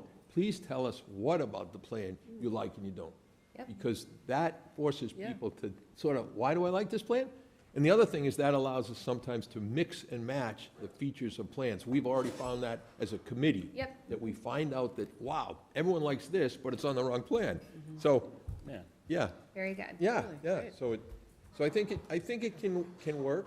Okay. And let's talk the timeline. I mean, should we maybe do it in 3 weeks, or? I mean, I guess it's up to the committee on how fast they could get the pros and cons for each together and the Yeah. design. I mean, why don't you? Why don't I'll talk to the committee, but seek if the it's com- 3 or 4 yes. weeks, something like that. Something in And that then neighborhood. Marzi can circle back with us about a timeline. Well, then, the next meeting is scheduled for June 24th, Okay. and, you know, it really We're depends. meeting next week, so we will Okay. bring this to the committee and, you know, and talk, the whole committee will participate, and we'll see what the committee thinks. How long will it take us to get the pros and cons together? Yeah, it's probably realistically at least 4 weeks, because we actually haven't finished reviewing all the plans, so. Okay. Yeah, so maybe a month from now? Excellent. All right. And one other thing, I'm sorry. One more important thing is the space the It's okay. space that you conduct a meeting in is very important. So what'll be important is, like, our committee had a meeting in the gymnasium, the gymnasium wall. We taped all the drawings up in a line. It allowed all the drawings to sort of exist. It was like 25 feet long. And people were able to just cruise along and look. So I think it won't work. You know, everyone says do it in the school cafeteria. In that space, that won't work, because it's all chopped up. The walls are all chopped up. There's no wall to show, you know, there's one long window wall. The opposite wall is doors and openings to corridors, and then the little end wall where they have held this. Oh, you're talking about the new elementary? Yeah. Is that what Pardon? you're talking about at the new elementary school? The Or at this- cafeteria. No, the high this school cafeteria. Oh, I'm sorry. Well, Okay, we'll there's need, space. this will be important. We Yeah, need to yeah, have yeah. a big room. You tell us what works Yeah, for you. we'll just Brian. need a big room. Yeah, I just we'll put that we'll out there, find a so space. people can move around, you know? Yep. Absolutely. Yeah. Katie, I had just one. Brian, Please. one of the things that I think have been missing, well, first, I want to thank you for your hard work. And this is absolutely one of the hardest tasks for anybody to do, is to, you know, this is a very emotional project. Everybody has an opinion on it. Everybody's passionate. So I really appreciate all your hard work and watching you keep the patience and being open to how to improve and how to reel things in. So thank you so much. Now, my minor criticism, it's not really a criticism, but we have a report that was supposedly given to everybody on the committee, but it really needs to be addressed, and that's the Baker-Tilly report that Doug Thompson really charged away with that. And I think it's important that you spend time going over that report, because it identifies the economic development for that area. Yes. And in my opinion, one thing that is critical to keep in mind is the hotel. and how that space integrates with the hotel and how it enhances the hotel. So those are my comments. Yes. Well, we handed that report out the very first meeting, but I think people have, maybe put it away. So Marzi and I'll get a copy to everybody fresh. I think you have to have a discussion about it too. I Yeah, just think you have to summarize or whatever, because I've asked a couple people, what their opinion was on the Baker Tilly and if they felt that it was pretty accurate. And out of the 4 people I asked, nobody knew what that report was. Yeah, well, you're right. I think there was no discussion of it. So we'll make a portion of a meeting be a discussion of that, so that people are kind of forced to look at it and think about it. Thank you, Brian. Okay. Thank you. Okay. Okay. Moving Thank you. on. Appreciate it. To the discussion and possible vote on 12 to 14 Pine Street schematics. I think Holly and Yara are on. We saw them come and go, and here they are. Thank you for staying on all night with us. Marzi, Thanks for having us. absolutely. Marzi, do you just want to start with maybe an update on the community meeting? Yes, absolutely. On June 12th, B'nai B'rith and Gino and I, or the town, held a neighborhood meeting for the residents abutting the property. So basically, all of the surrounding streets, and obviously the meeting was advertised via the normal channels in regards to the notification on the town's website, et cetera. We had about, I want to say close to 15 residents who attended the meeting. It was fairly positive. The concerns or the discussion really focused on, a lot of it was about parking. Parking during construction, and then traffic flow. There was a request in regards to having speed bumps on Pine Street, as well as a stop sign on Boynton Street and Superior Street. I think that's something that was in front of you a while back when Officer Reen was discussing about the traffic flow on the site. Yep. So that really focused on the parking. The other issues that were brought up was trash, and that trash is not picked up prior to 8 a.m. And that's something that we convey to the residents, that will be part of the comprehensive permit when and if the developer submits the proposal. I think that's something that we should request that will be written as part of the decision to talk about, the site condition and also any kind of traffic flow or pickup and their deliveries, or just address the services that will be sort of impacting the residents on the area. Another question or concern that came up was about the trees in the area and trying to keep as many of the mature trees as possible. And that was something, again, that I think the developer and the town was, again, willing to consider and really work within the perimeters of the site. And lastly, the final concern about just communication, and to make sure that there is a designated person or the contractor that will be able to hold weekly site meetings, or the residents and town will have their contact, so we'll be able to reach out to them and be able to address any construction issue. Oh, I'm sorry, and under parking also, mobilization and contractor parking, that should be addressed. So I think that those were the major points. I'm not sure, Yara or Holly, if there's anything that I missed that maybe you recall from the meeting. I have similar, Marzi, so thank you. Okay. And then just one thing, I did hear from the planning board, and they would like to have an opportunity to be able to share with you their comments, but they will not have them until July 3rd. Okay.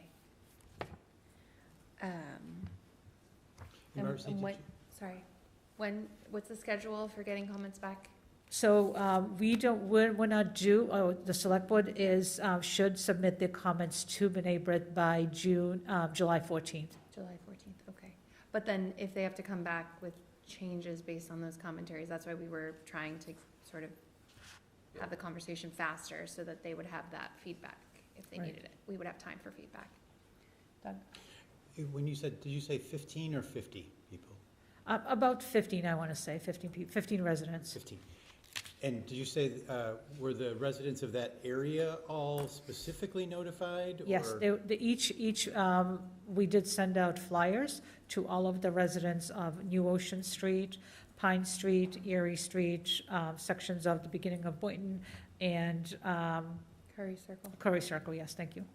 And were people around Reach Arts specifically given notices too, since this kind of like this project is kind of So both sites we effectively? did not notify, outside of the notice that was posted on the town's website, we did not target them specifically with a leaflet or notification of the project, of the meeting. And what about the veterans? Yes, the veterans were notified. I did hear back from Dave Emerton.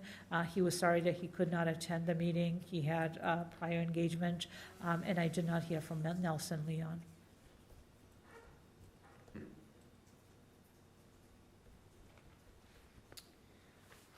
Marcy, I have a question. The planning board is going to come back with comments, but does the planning board also, what's the planning board's role further on? I'm just wondering, if the planning board doesn't come back with comments right now, do they have another role later on? Because for some reason I thought that they were involved. Are they involved in site planning or anything like that? Well, as part of the comprehensive permit, they'll have an opportunity to be able to submit their comments, as will any other residents. So similar to this process to date, when a comprehensive permit is submitted to the Zoning Board of Appeals, they will send notices to all of the abutters within a 300-foot radius. Meetings will be posted online, and they'll be able to take comments from residents or any interested party or stakeholder that would like to attend the meeting and make their comments. Yeah, I think we're gonna have.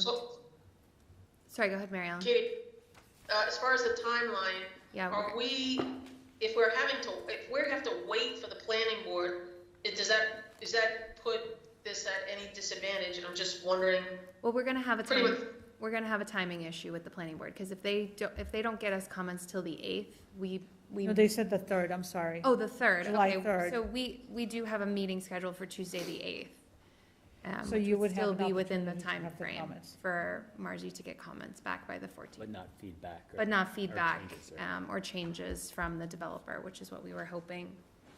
Well, I think that maybe, I would defer to Holly and Yara, but I think that the goal for the comments from the select board is to be able to proceed with the sort of further development of the plans in order to file the comprehensive permit. Okay. So I just, and again, please, Yara and Holly, chime in regards to if what I'm saying is, if you agree with that, because I feel that although, there's no additional comments that would be required by the select board of the town prior to the submission of the comprehensive permit. So I think that as per the land disposition agreement, the select board has until July 14 to make any comments on the rendering. And from that point on, once the developer received those comments, I would imagine that they will be using them in order to advance their plans to prepare them for the comprehensive permits submission. Okay.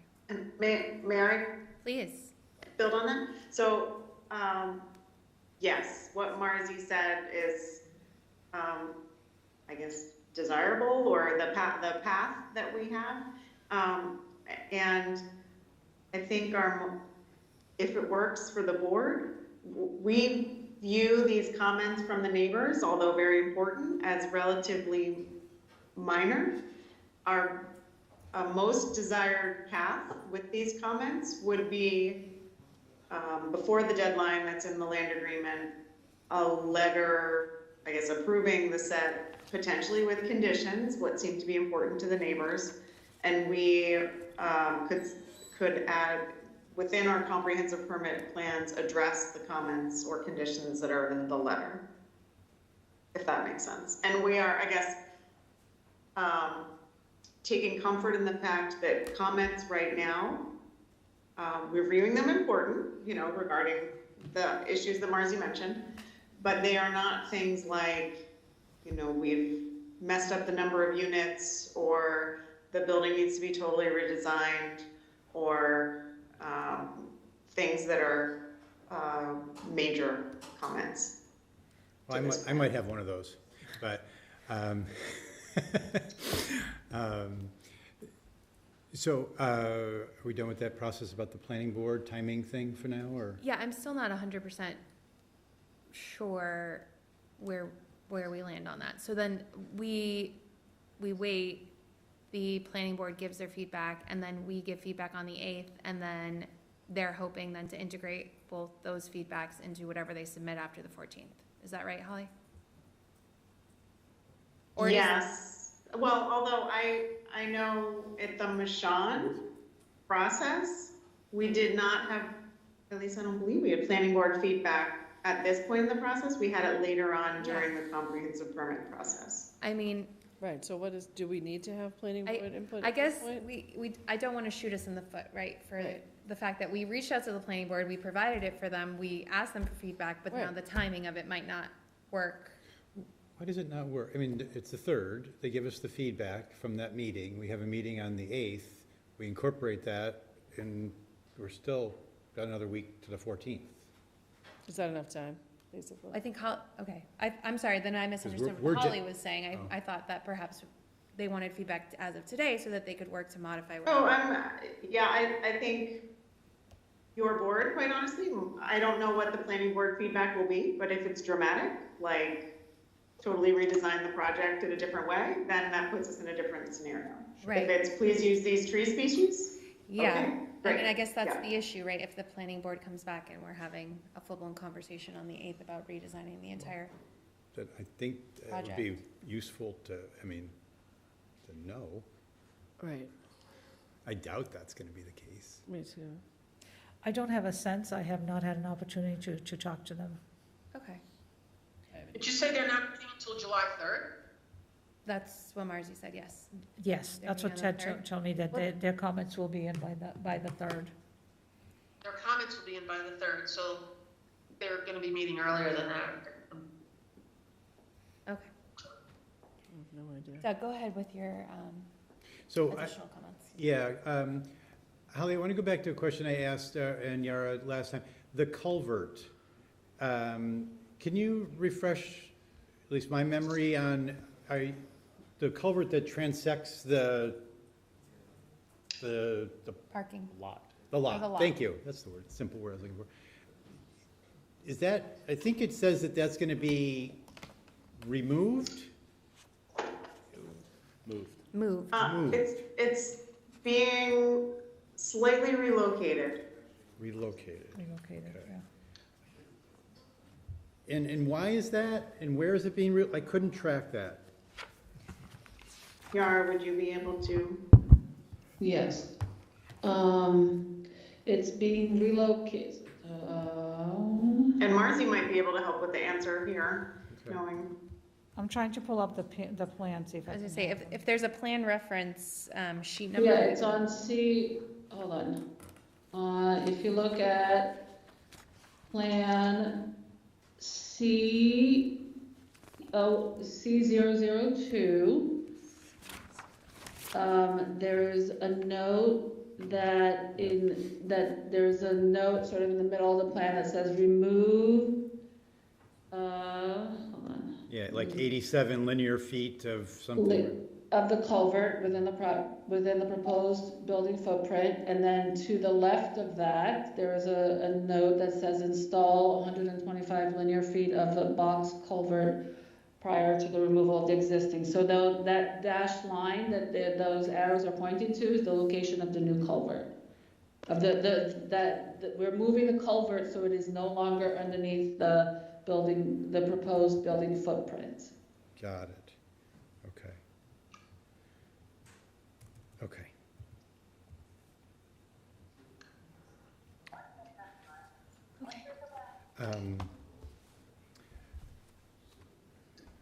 So,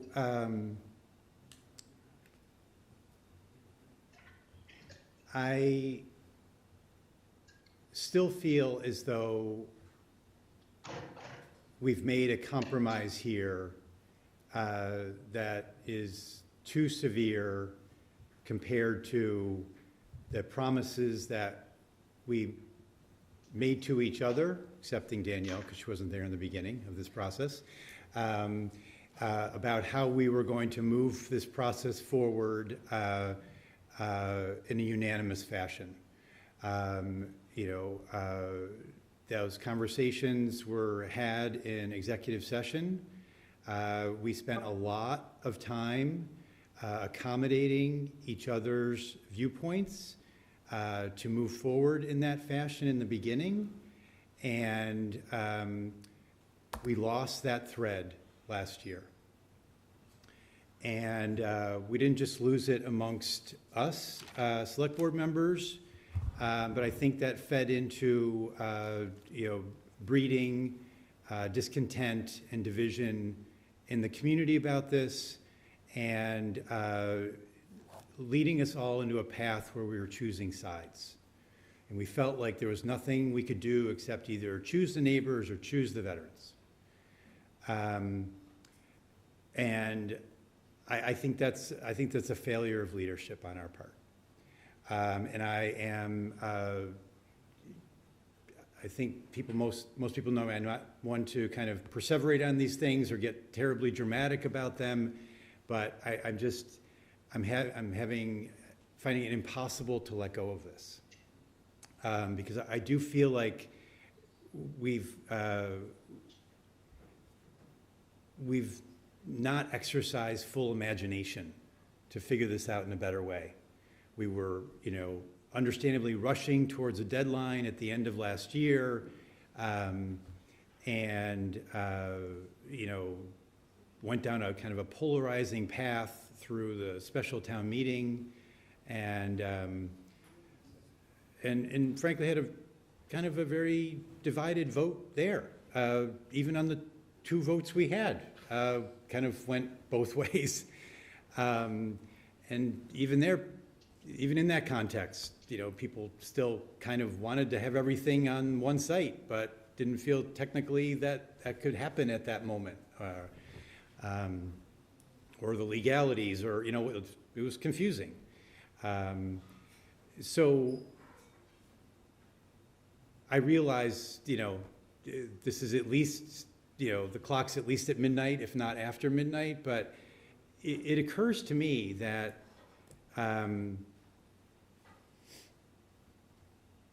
one of the big issues was 4 stories versus 3 stories. Now we have a beautiful picture of a 3-story building, which I'm sure still feels like monstrous to the neighbors. But that was the kind of compromise. But what's occurred to me over the last couple weeks is that it's actually possible to accommodate a post in that building and keep it 3 stories. If you're looking for 2,000 square feet and you have 3 stories, you're looking for 700 square feet. The building is 70 feet wide. If you add 10 feet to the end of this building in 3 stories, you've created 2,100 square feet. 10 feet. You probably lose a couple parking spots. So I'm not the architect. Maybe there's something wrong with that analysis. Maybe it's, still too complicated. I don't know. But it just seems to me that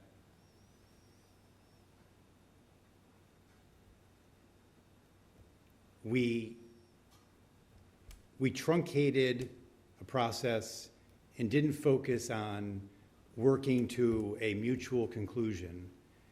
And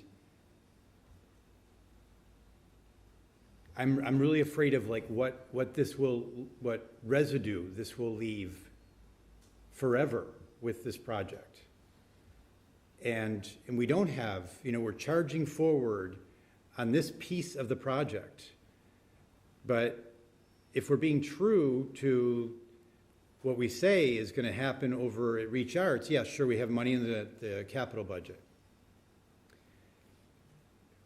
But I think we need to either be really operating both of these pieces simultaneously to ensure that we truly have a veterans crossing, which I think it's a misnomer to call this the veterans crossing now when we have two different pieces, if that's what we're doing. Of course, I would vote in a nanosecond to add 10 feet to that building. We're still keeping it 3 stories. That was the big thing. Yeah, you're going to have parking issues because now you'd have the post there, but you're going to have parking issues either place. You're going to have money to build out Reach Arts. You're going to have money to build out the post at Pine Street. The virtue, obviously, is that this is keeping a little bit more in faith with what the original concept was and what the agreement was that we had with the veterans. So those are the thoughts I offer. Marzi? Sorry, Doug. One thing that I just wanted to point out, if your request is for the 2,000 square feet additional space for the VFW, that's something, as I'm not sure if we recall from the discussions that we had with the leadership of the veterans, was that was not sufficient for them. That was the issue with the previous plan, that space is too small. The 1,500 was too small. Well, it's 1,500 plus 2 300 square foot spaces outside of that 1,500 for them to utilize. That was ultimately fine with them, if I recall correctly. So maybe obviously that could be verified, but yeah, that was just my takeaway. So I just wanted to kind of point it out because I remember when we had the discussion initially at the senior center when the project was shared, and that at that point the leadership that was in attendance at that meeting stated that space is insufficient, that at this point they have a lot more space and they really that this is not a viable option for them. that obviously we have to ask them. But well, that was one discussion, but as the process evolved, their thinking about that did evolve as well. So yes, it's accurate that that the space that was offered initially was met as you described. However, as they went down the road, they said, all right, we can do with this space with something that's a little smaller but ADA accessible and within the housing. So I'm sorry, that was never conveyed to me. I never had that discussion. I did not hear from the veterans about that. Was there part of this was there something to the funding piece that wouldn't necessitate a post in the actual housing units? Wasn't there some piece to that? So was there a reason, or is that not accurate? I'm not even sure what we can openly discuss, because these are all executive session conversations, and we just got called out an hour ago for talking about something else from executive session, and this is just diving in deep with you, Doug. This is part of the problem, is that when the conversation started, it became a lot about taking sides and using things against each other and mistrust, even in our 5 plus or minus, right, as members came and left. And so it became like everything can and will be used against you. And so then the collaborative spirit of any conversations, they fizzled, because that wasn't a safe space to have any of those conversations. So that's a representation of us also, and that's a shame that it happened that way. But I mean, the reality is we signed an LDA so that we could utilize ARPA funds so that we can go forward with this project. Now, that doesn't mean we can't amend the LDA. I'm not just squashing to say we can't, but in order to the developer agreed to build a building without a post, and they're under no obligation to put a post in, based on the document they signed. And as a matter of fact, to speak on what you're talking about, when we originally were talking about the option of having a post, we had to buy the square footage back from the developer and then put money in to develop the space. So they would have a loss on the 2 spaces that they would have had they become units. Anybody correct me if I'm wrong, right? But I thought Kim had mentioned something, Kim Martin Epstein had mentioned something at the special town meeting that said there couldn't be a post or a. Oh, that it may jeopardize their funding. That's what I'm speaking about. That's what I'm referencing. I don't know if anybody else remembers that or what, or if that's even accurate. I don't know. Yeah. I remember hearing something about that. I don't know if that's. I think there've been concerns about that. I mean, we clearly, bid it out that way. Right. Right? Even required it at that point, right? I think there were concerns about that. There were concerns, the operational issues of doing it that way. If people don't like the feeling of it that way. I literally don't know, like, if it's literally legally impossible. Right. You certainly want to have separate entrances and, but. And the use was another issue, right? Is that a comparable use to have within a housing project? That was something else that was brought up. More from like an ethical consideration, right? Having alcohol with, a veteran population. Yeah, I remember that piece, but I don't know. I don't know the answer to that, but. Yeah.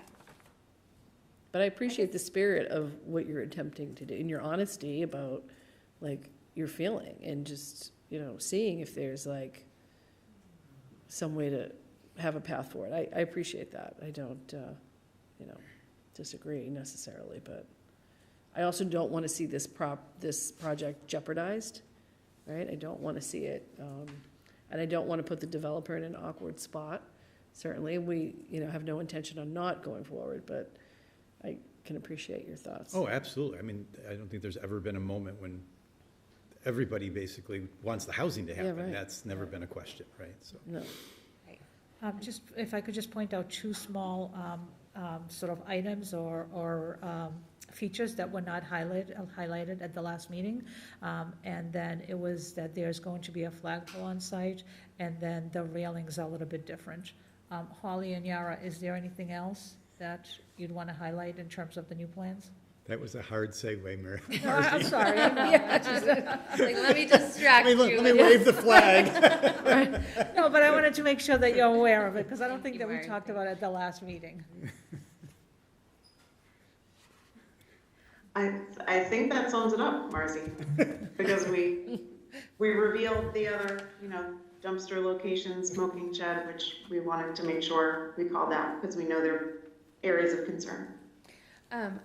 Marcy, you and I had a conversation about a deck, and I could not figure out where I came up with that topic. It is on this A001 schematic that there would be a deck off the backside facing.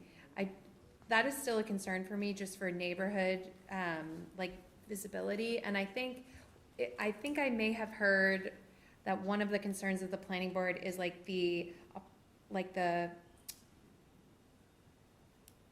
feeling of it approaching, what is this, Erie and Pine Street, and having the building so close to the edge and having it be like a solid building on that edge. So I wondered if one of the considerations may be to take the porch that's on I think it's a porch on the 2nd floor, and move it to the Pine Street Erie side, where there is more space between that and the neighbors, so it feels less like you're overlooking the neighbor's property, and then also making it feel less like so up against the street there and a solid massive building and a little bit more open, and then making that sort of parking lot face side more solid, if that makes sense. Sorry if I'm not describing that well.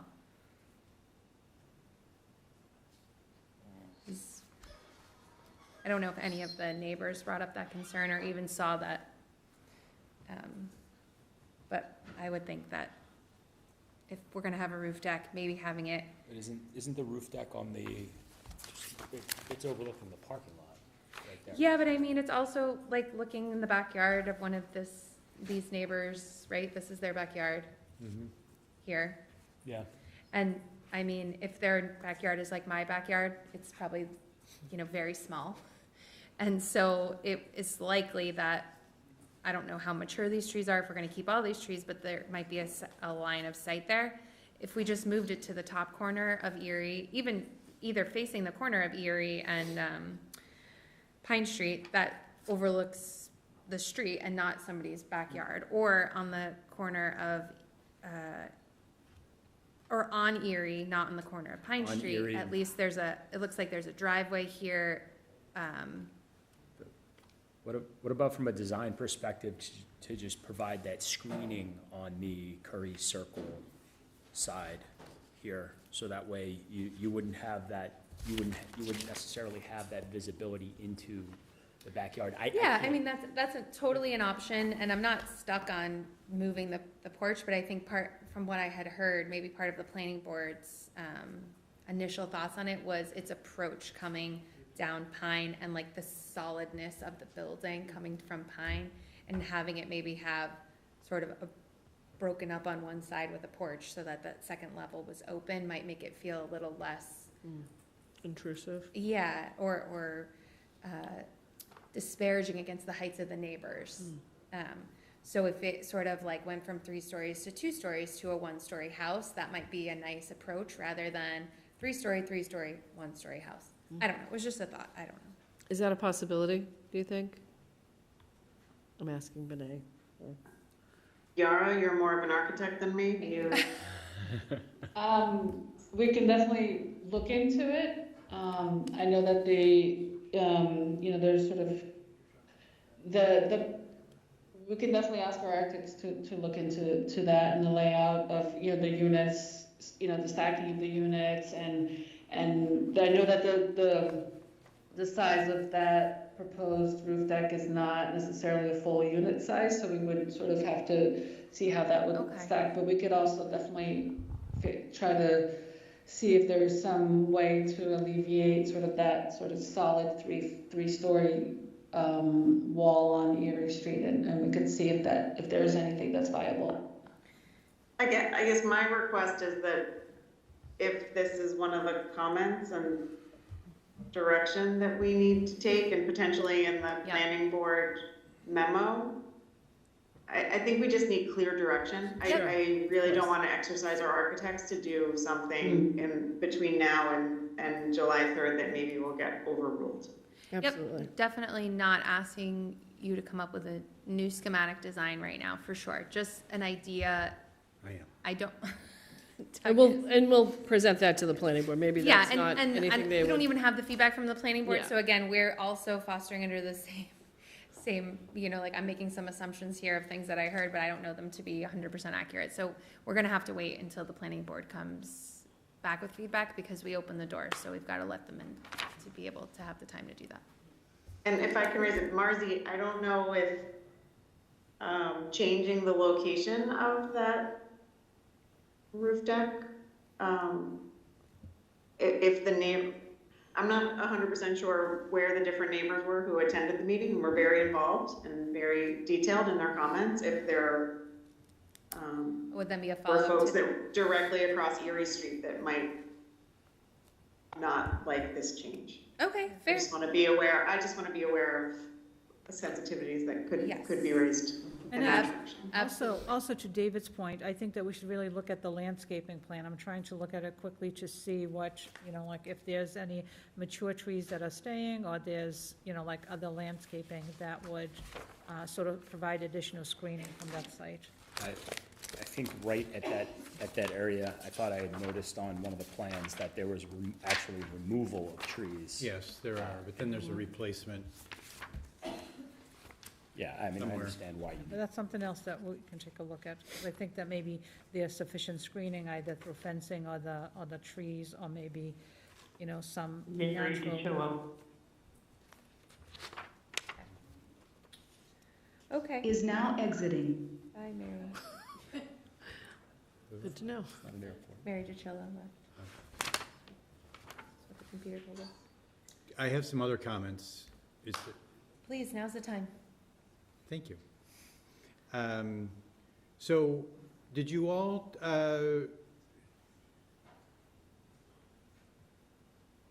talk anymore, look into anymore the questions I had last time on energy efficiency, low carbon building, design standards, approach you would use?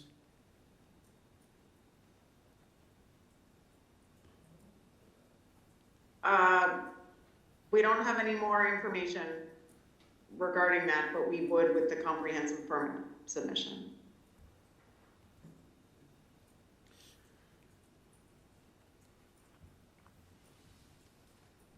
Okay.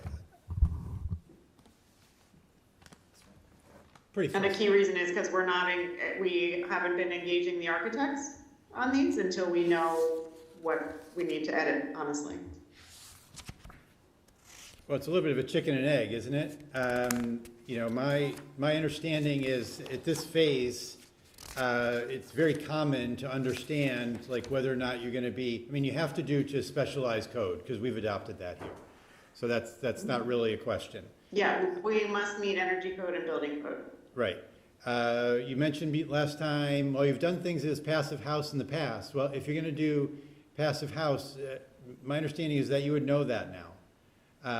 It's not necessarily, I'm not asking you to like tell me what the building envelope is going to be rated at per se specifically, but conceptual. Not necessarily. Yara knows more about this because of her recent experience, but it's my understanding there's a few pathways to meet energy code, and passive house is one of them. Yara, is that correct? Yeah, that's right. I don't know that, no.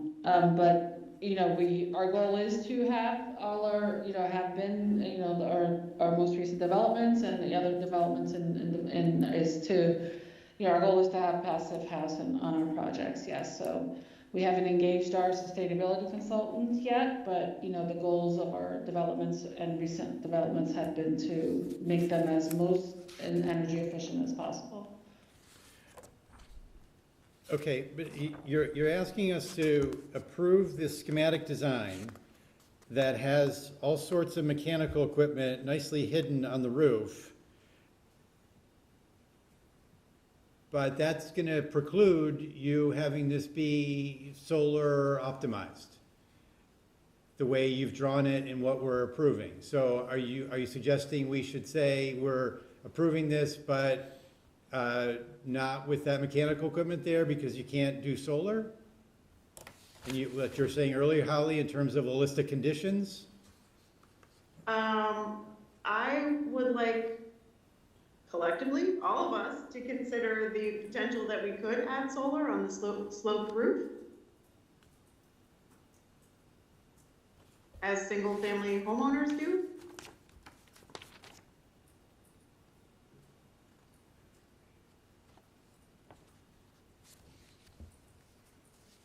So you want us to approve it with the possibility that you might add solar on the sloped roof? That sounds great. Yeah, I bet it does. So the state also requires us to be very green for their funding sources to create this affordable housing. Okay, well. So it'll meet a high standard. Okay, well, what, can you share what that is with us then? So we're not guessing if you're already. So what's the concern, honestly? Like, what, do you want to mandate that we're passive house certified? Or, I mean, that we'll meet your local building codes? Do you want us to exceed local building codes? I'd say sure, give us a condition and we'll, as long as it's reasonable and meeting building code, we'll meet it. Okay, if you want to go that way, that's fine. I mean, it would be better. I'm not trying to play a guessing game. I mean, if you have, that's news to me what you just said, that you have certain things that are required of you for your funding. I mean, why don't we start with that to understand what's required? Maybe that's terrific. So do you want additional information? And then this Yes. is, part of this is, we've submitted this set. Is it as an applicant, Is it approved or not approved? Do you need edits? Do you need, we need a, clear direction, almost a written response of what it is. This was a milestone set for us, this schematic design set. And our intention was to take feedback, comments or conditions back to our architects to refine our set to be the comprehensive permit package, which then gets, in the typical course of events, goes to the zoning board and gets discussed and edited and conditioned in a greater level of detail. Fully appreciate that, but this is our last chance to say anything about it. And yes, so I'll be direct. Since you've said that you have certain requirements that you're obligated to meet in this regard, it would be wonderful for you to share what those are so that we know what's already required, and maybe that'll be at least sufficient for me, or maybe I'll suggest we add something more. So we'll certainly meet your local building code and your stretch code. We would like to be solar ready. Ideally, it won't be required that we add solar because sometimes we struggle to find the sources to do that and add it after the building is already occupied. We will have water sense, low flow plumbing fixtures. We will use, wherever available, Energy Star energy efficient appliances, as we do in all of our other developments. Yara, is there anything else we can add that we've done most recently? It's such a high, the most recently we've done passive house where the level of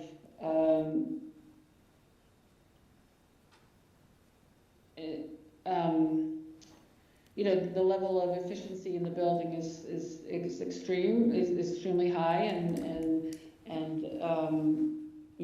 we're not sort of guaranteeing we're going to do passive house, but I think we need to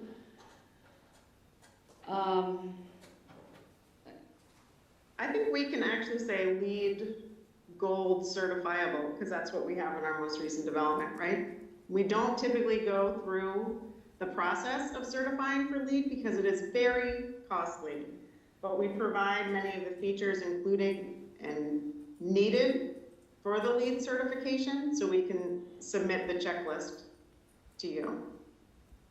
Yeah, I wasn't suggesting LEED. And I think, if you're doing specialized code, which we've adopted here, it may, depending on how you're designing, may be very close to being passive house in order to get to specialized.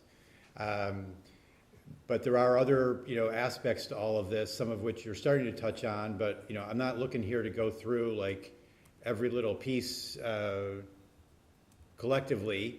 It'd be nice to understand what you've spec'd out, what you haven't, to start with. But, there are things about permeable surfaces and what you're doing with stormwater and the fact that this is a floodplain, and, there's other aspects to all of this too that are, especially at this site, highly relevant given it's in a floodplain.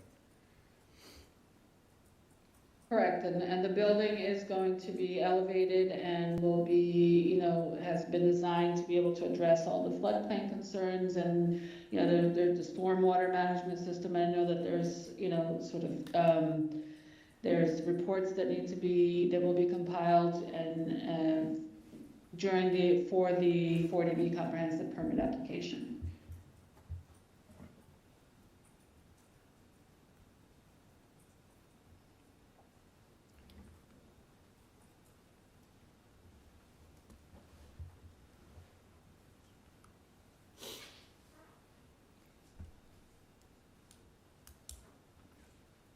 Good thoughts? Anybody?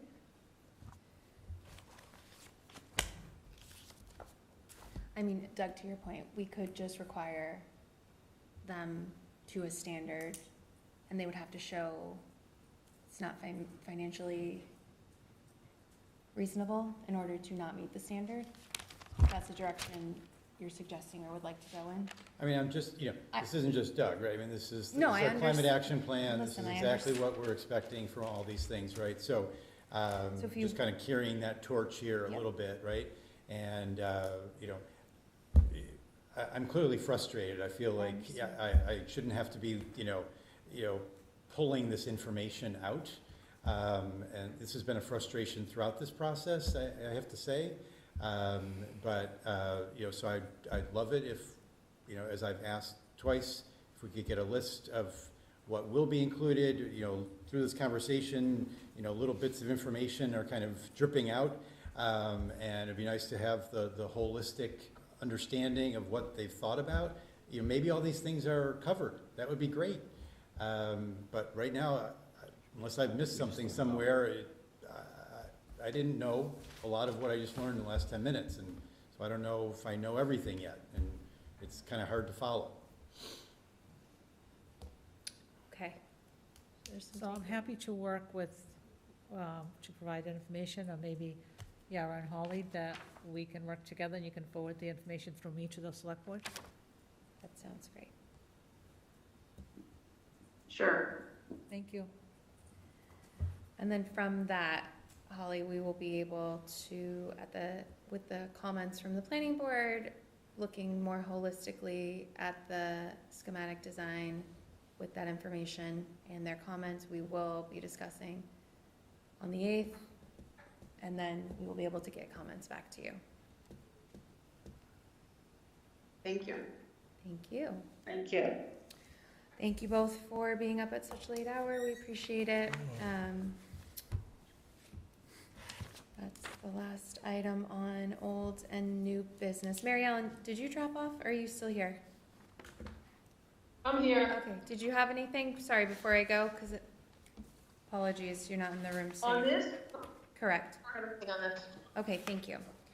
All right, we've already done the consent agenda, so the last item is select board time. I know it's late, but does anybody? We're going. Thank you. Thank you, Holly. Thank you. We are. Does anybody have anything for select board time? I just have one thing. Okay. I'm going to hold up this little card. This is an open studio that is being done by one of our local artists, Nate Fontes-Freed. For those of you that do not know him, he is doing an open studio June 28th at his residence, 48 Orchard Road, if anyone can see that. He's quite talented. He's done a lot for a lot of people in this town, including the new elementary school. He's designing a piece for the lobby. But he's having an open studio, and I'd highly recommend everyone give him a visit. Again, there you go. That's all I've got. Thank you. So I'm just excited about the movie nights that are starting.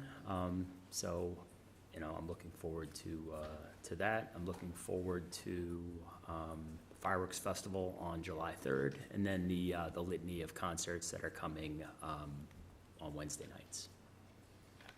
Thank you, David. Doug? I'm all set. Okay. Mary Ellen? Yeah, so I just wanted to really reiterate what we heard during that DEI presentation, that we have an issue with communication.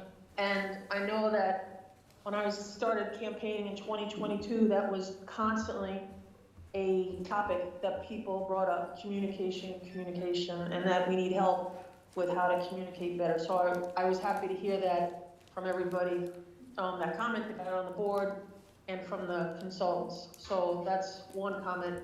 My next comment is we have our annual rabies clinic next Wednesday from 6 to 7. It's on the website. It's on town Facebook.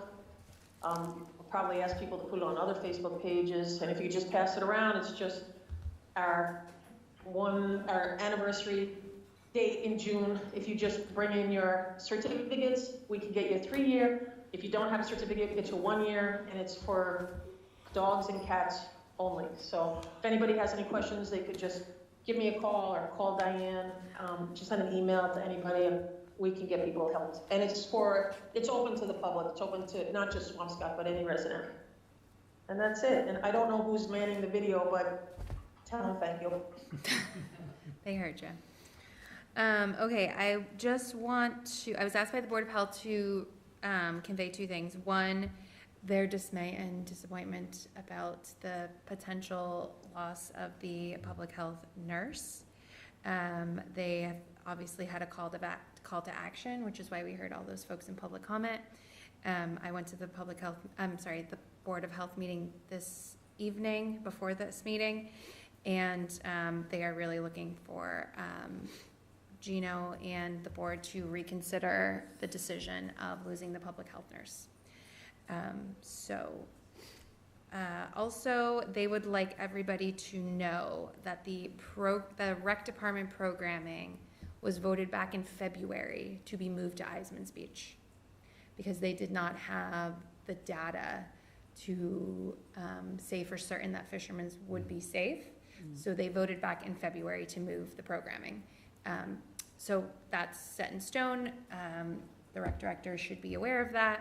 And there will be no programming at Fisherman's except the sale program will be at Fisherman's, obviously. Also, I wanted to highlight that we are having, I believe it's the 28th of June, that there'll be a ribbon cutting, I guess, for lack of a better term, of the two accessible wheelchairs that'll be available at Fisherman's Beach. The 30th, I'm sorry. Thank you, Diane. Monday the 30th at 11 a.m. And it is through a generous donation by Deb Newman and her family that we will have an adult beach accessible wheelchair, and through a donation through a nonprofit that we will have a child's accessible wheelchair.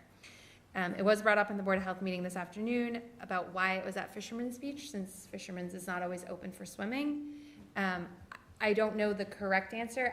I would guess it is because they need to be stored and they will be locked in a locker. So they will be available upon request and reservation, and they won't just be available, like for your kids to play on or for something, they're going to be utilized. So they had suggested looking into whether they could be moved to other beaches and if there was storage available at any other beach to keep them. I suggested that maybe we not limit ourselves and instead we look for more avenues to get more accessibility at more beaches and not move the accessibility from Fisherman's. So let's see if we can accomplish something there. All right, that's all I have. Motion to adjourn. Oh, and happy birthday, Doug.